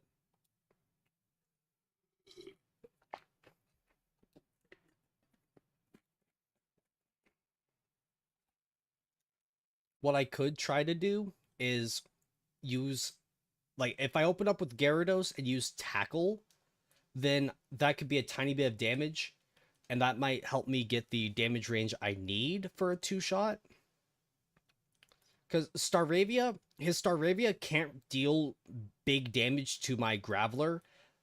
Oh, it only deals big damage with Endeavor, and Endeavor only really works when your opponent's at low HP, right? Okay. Take shield on.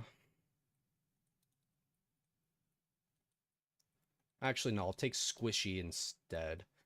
Because he has his Monferno as well. So Squishy can soak up some hits and fight back with Mud Bombs.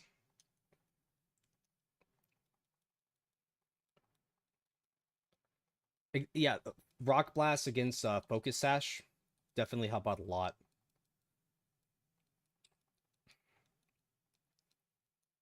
Yeah, Squishy can tank Monferno's hits and then fight back by shitting on it. Based Squishy. The next level cap is also 30, so I'm going to have to remember that.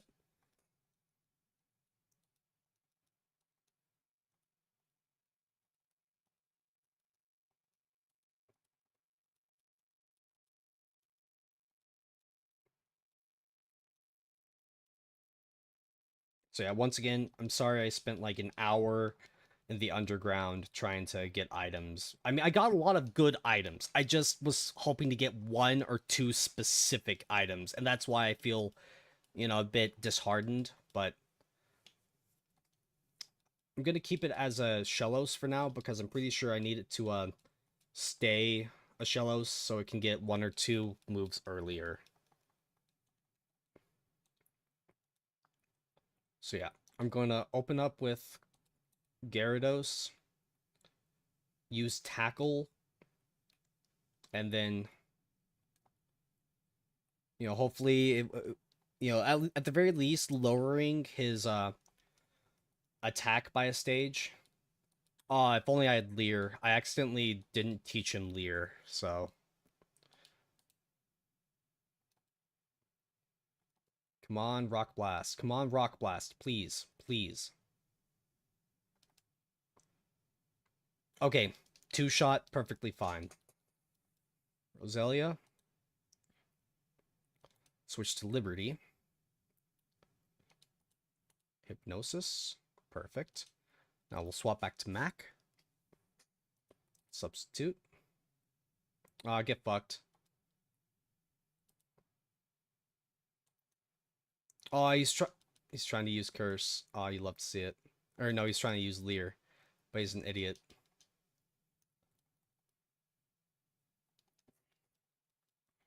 And that's why Substitute is based. Right? Substitute is based and not cringe.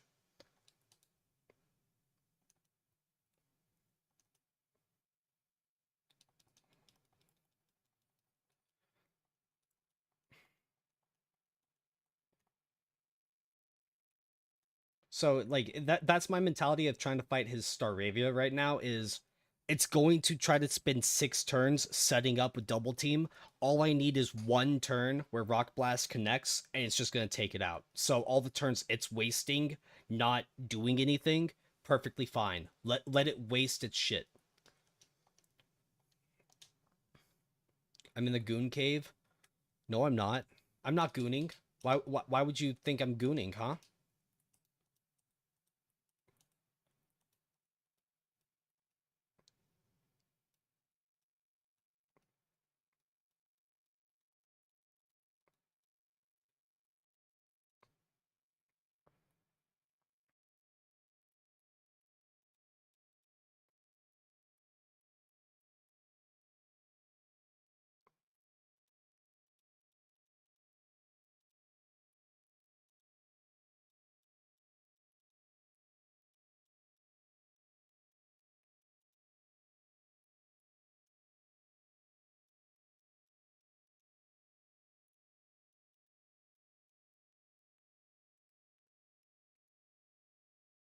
If you could have one in real life, who would I pick? Do I count Pokemon in my PC? Because if I count Pokemon on my PC, I'll have to look at that in a sec.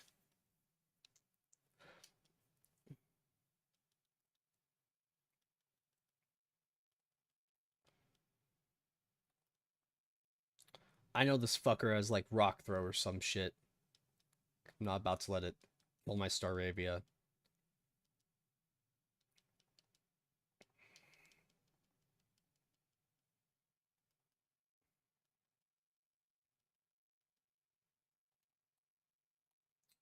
Hold off on encounters for now.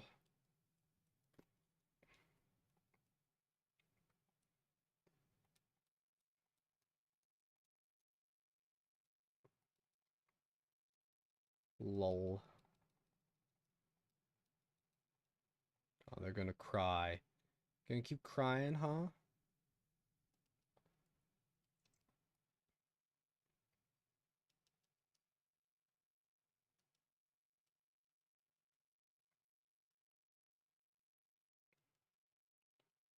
Gonna shit your pants, maybe? Exactly. Gonna cry? Gonna bitch and moan? Gonna shit your pants? Pussy.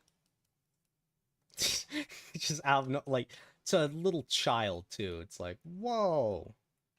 Like that was not needed, bro. I'm like, it is needed. It builds character. Ain't that right, little bitch? And she's like, wah. I'm like, yeah, that's what I thought.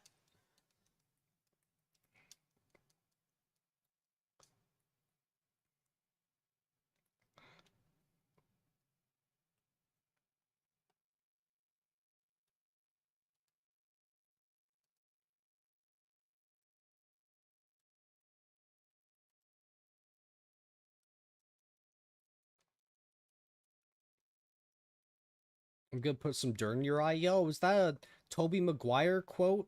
From like, you know, Bully Maguire? Oh, Bully Maguire's my favorite.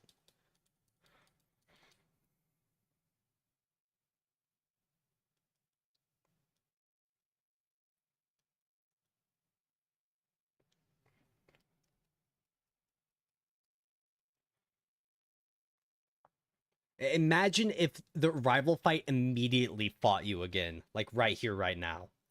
That would be so funny. He's like, hey, I know you just fought me, but now I have a Staravia, an Infernape, a Floatzel, right? Just out of nowhere, his team just gets a massive upgrade.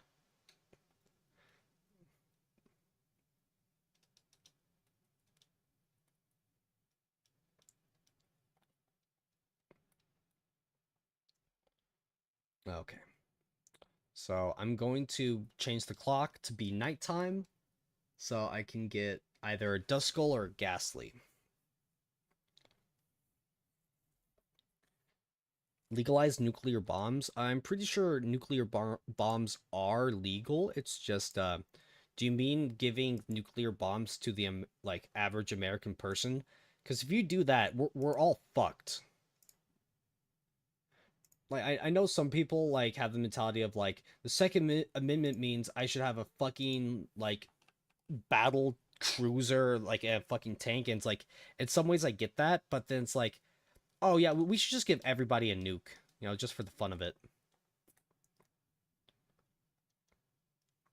It's like I don't know. I honestly just think that that is really stupid. Like every American person should have the right to own a fucking nuke.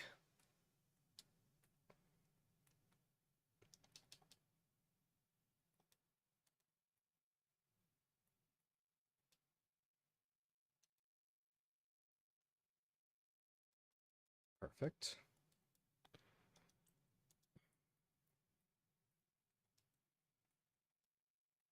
But I mean, hey, what do I know? I'm not a lawmaker, right? Okay, so I'm pretty sure I can still get a Chansey, but Chansey might be a daytime only kind of spawn.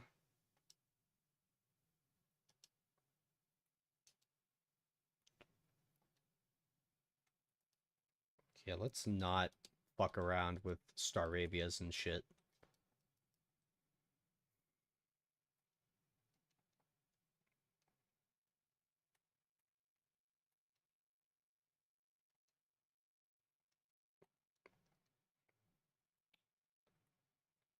Yeah, nukes aren't defensive. They are just pure and simple a means of like to just fully destroy someone's day.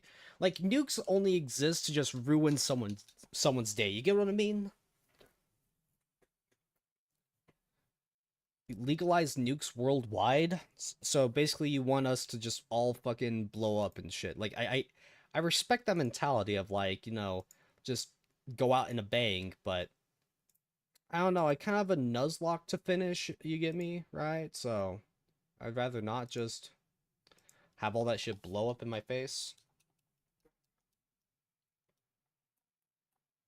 Come on, Chansey.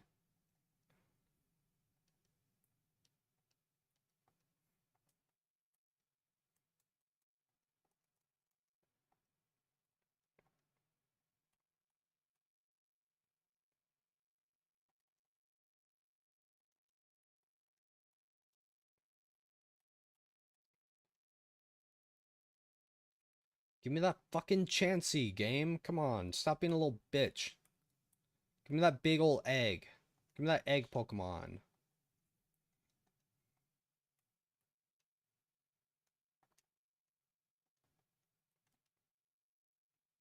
Give me that egg, exactly. I want that egg. I'm gonna get that egg. I'm taking that egg. I gotta make me a big old omelet, Chansey.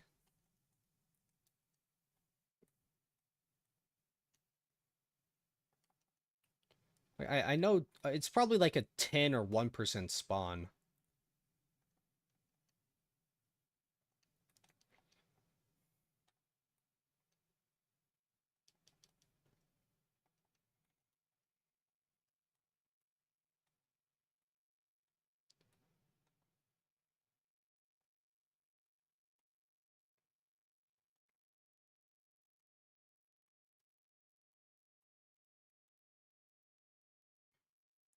Or Ralts. I mean, I'll take it. Hopefully I'll take it. Uh, Boom. Perfect.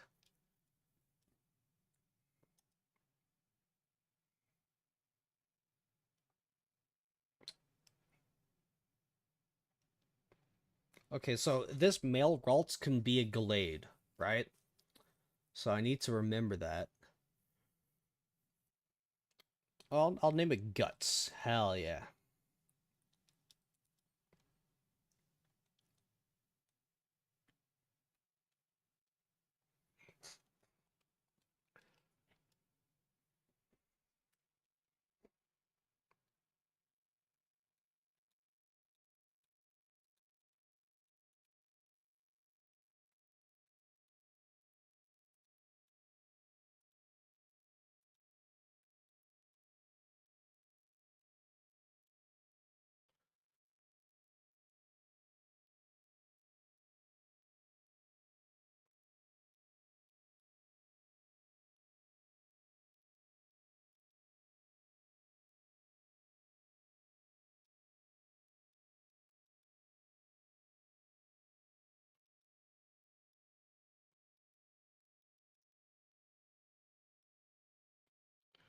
Don't want him to die to like a crit, so I'm just gonna swap him out.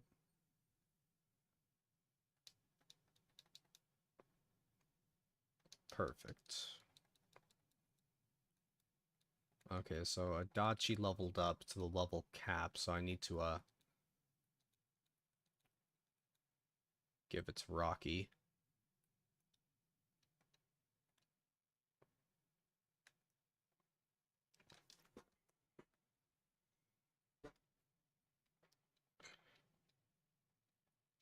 What if the real nukes were the friends we made along the way?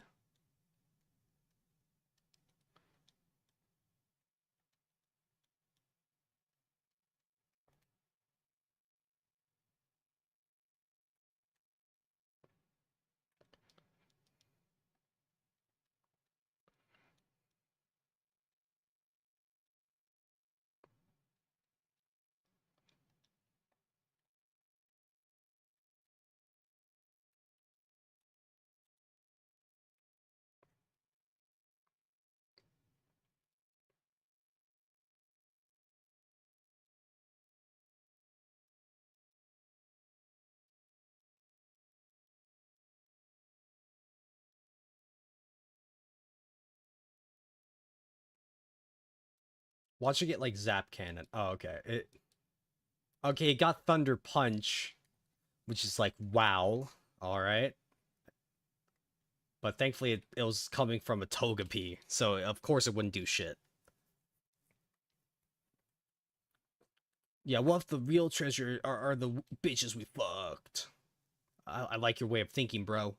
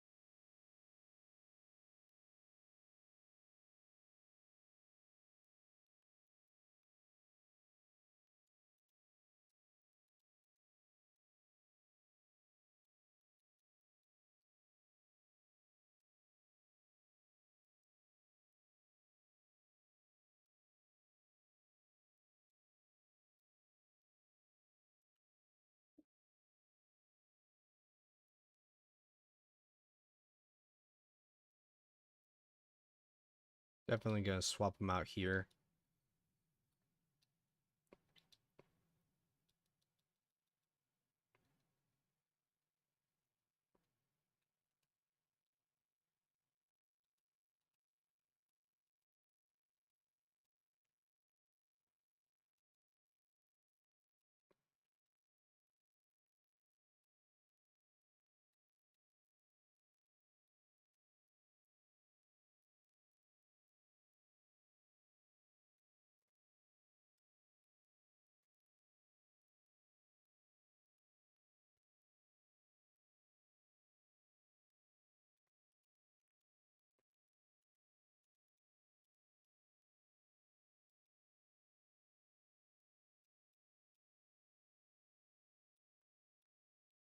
Fuck, I didn't. It's fine. It's one. It's two.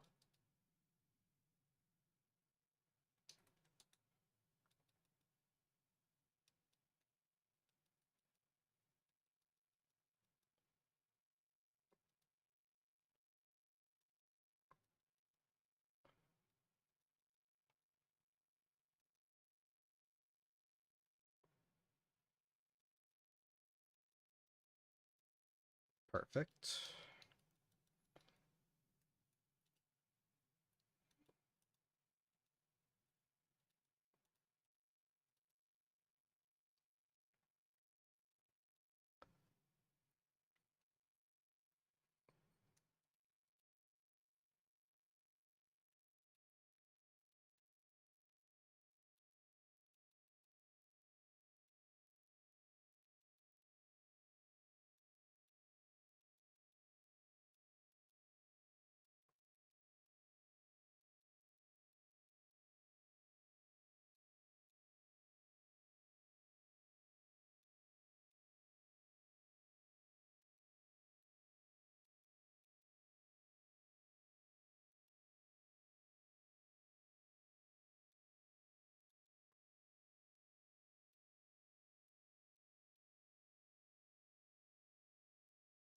Fuck.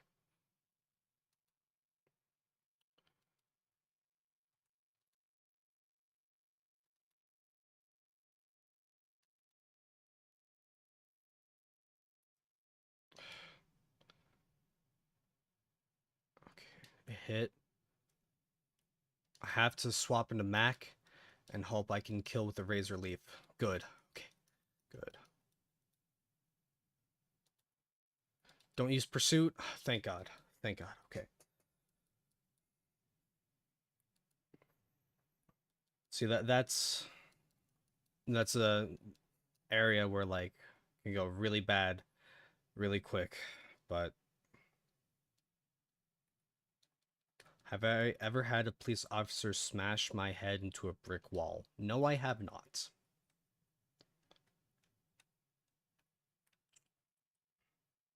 Have I ever been in a fist fight? I mean, like, back in school, I was a little shithead and getting into fights, but if you mean like an adult fighting on the streets, not really.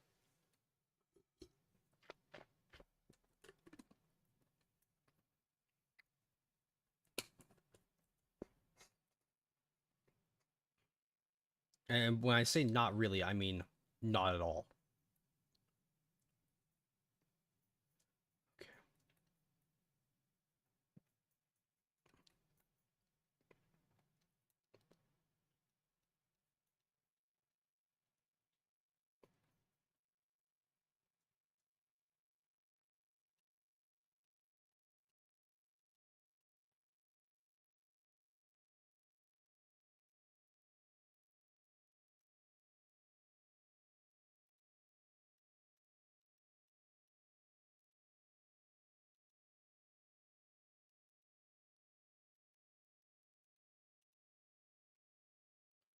Okay.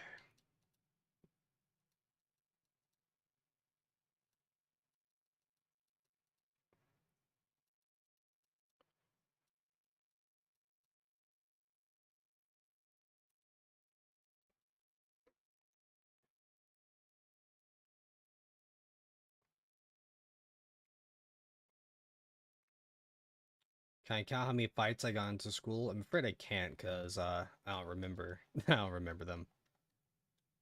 But I know for a fact I won them all. Every single fight I was in, I won it. Because, you know, it's just the kind of guy I am.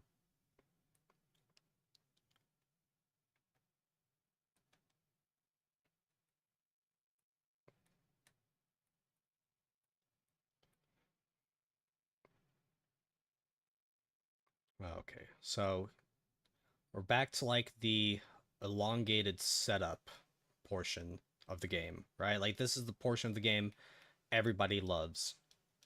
And we'll get a good rod.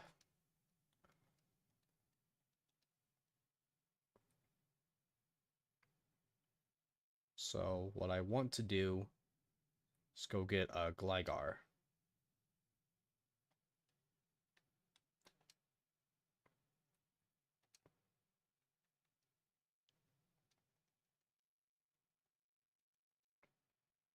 Do I watch MMA?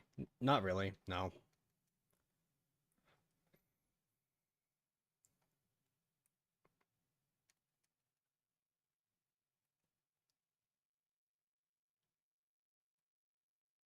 I mean, like, all the fights in my head, right? I win all of those fights. Do those count? Like, all the awesome anime fights that go on in my head? Yeah, those count. So I believe I need to be in the morning to get the Gligar. So, let me just... You're looking forward to, like, Mike Tyson versus Logan Paul. Logan Paul's gonna die in the ring.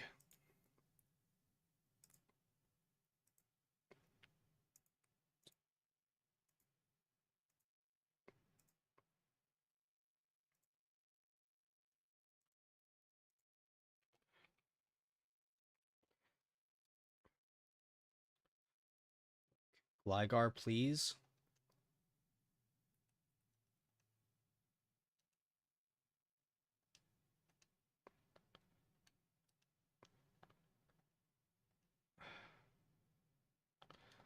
I just realized I don't really have a Pokemon to try to, like, catch it, right? To lower its HP just in case. So let me go do that real quick. Right, just get, like, Cricketune. Because, you know, Cricketune did what it needed to do. It's expendable.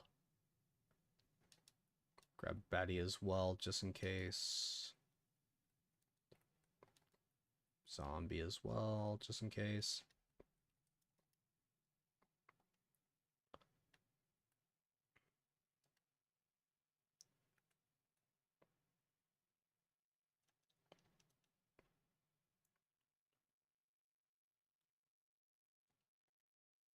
And it's a Ponyta. Fuck. I didn't realize Ponyta would be on this route as well. So I guess that means the Gligar I was hoping to get is a no-go. Damn it. Damn it. I mean, maybe Gligar spawns on another route.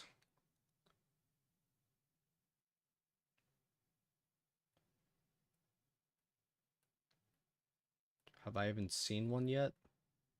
I don't think I've seen one yet.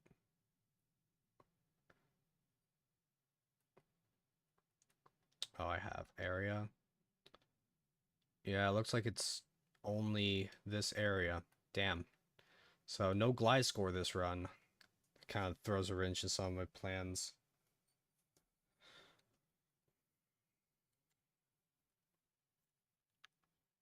I mean, that's why I'm doing this stuff now, right? Like,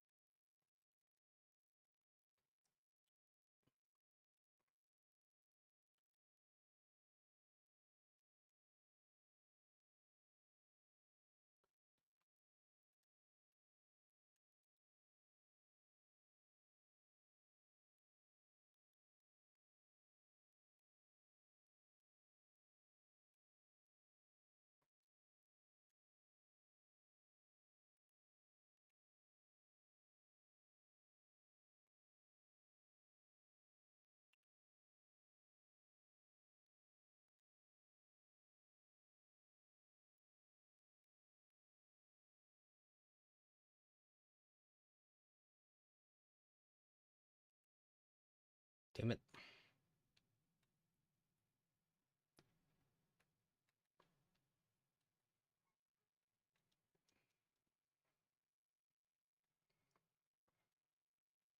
So yeah, no setting up against Maylene using Fire Fang.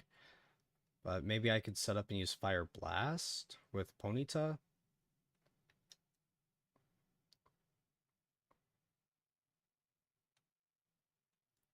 First things first, let's so one Pokemon that I really want to get is the oh yeah, can finally use you. I want to get the Hippopotas. Second I get hippopotas, I can really just start trying to set up like a sand team or something. Well, I'll get crit.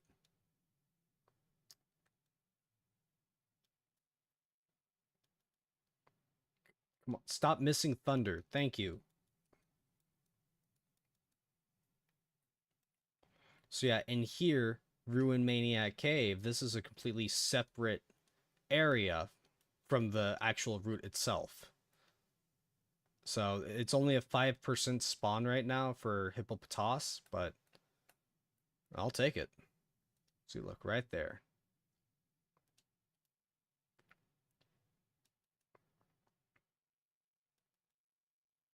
Can you put it to sleep, please?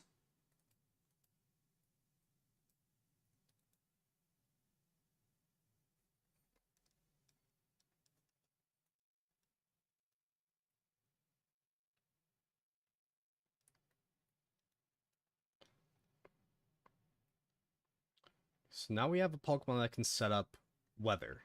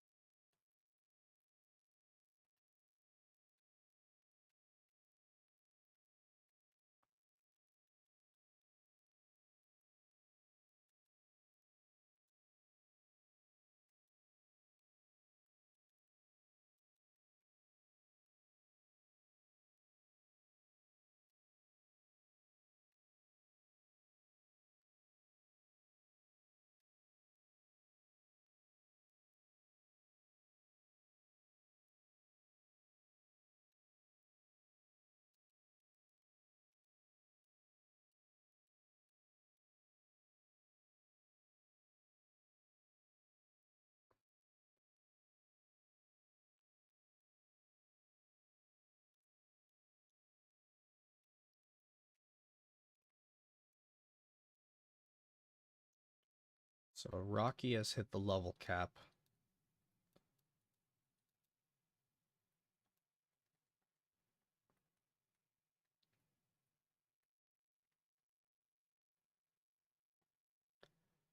I'll get juked.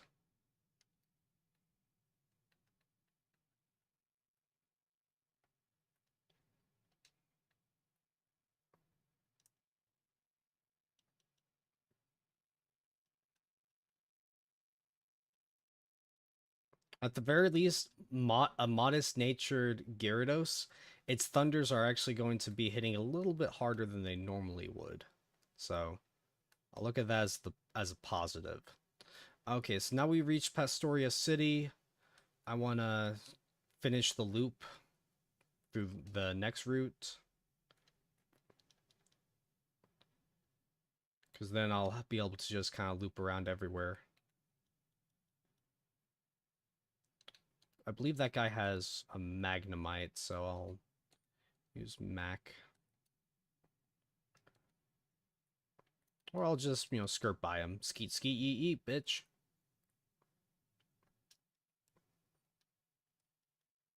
Oh, it's a Wooper. Now it's dead. It's a Quagsire. Now it's dead.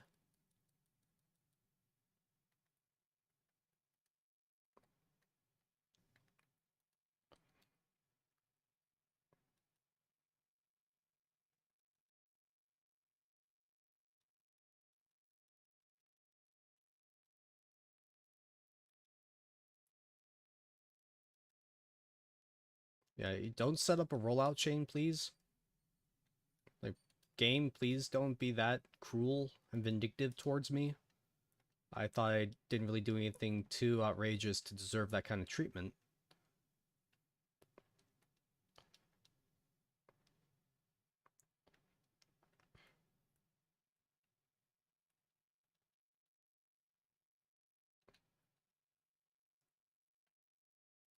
Also use another repel, just cuz.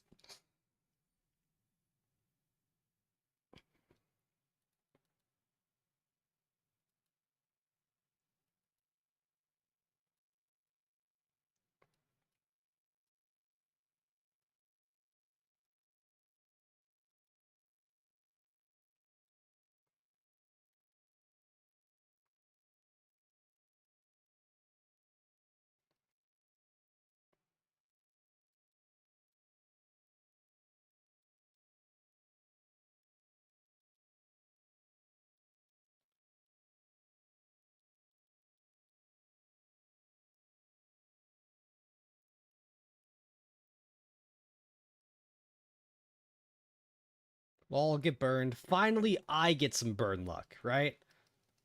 Finally. Fucked.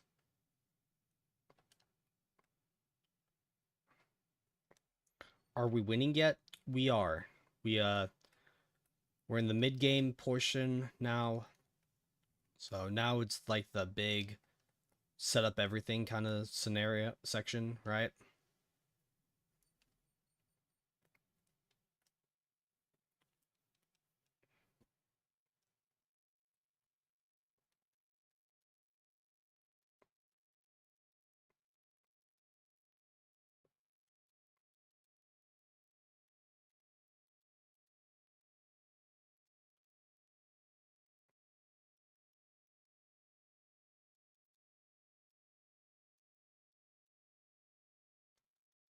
Perfect.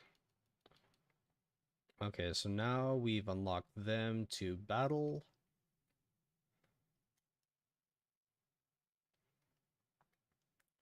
And now we've fully looped around, so we have so much open to us, right? Which is really good. However, with all that being said, I think I'm going to call this session here, right?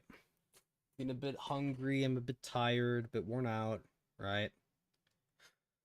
So,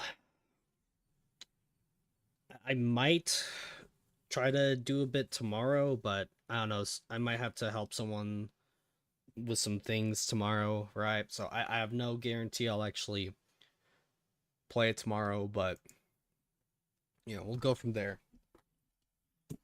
At the very least, I am feeling confident. I don't want to. I'm not about to say, oh, this is going to be easy, blah blah blah. Not getting glide score is definitely a big wrench in my plans because it sucks, right?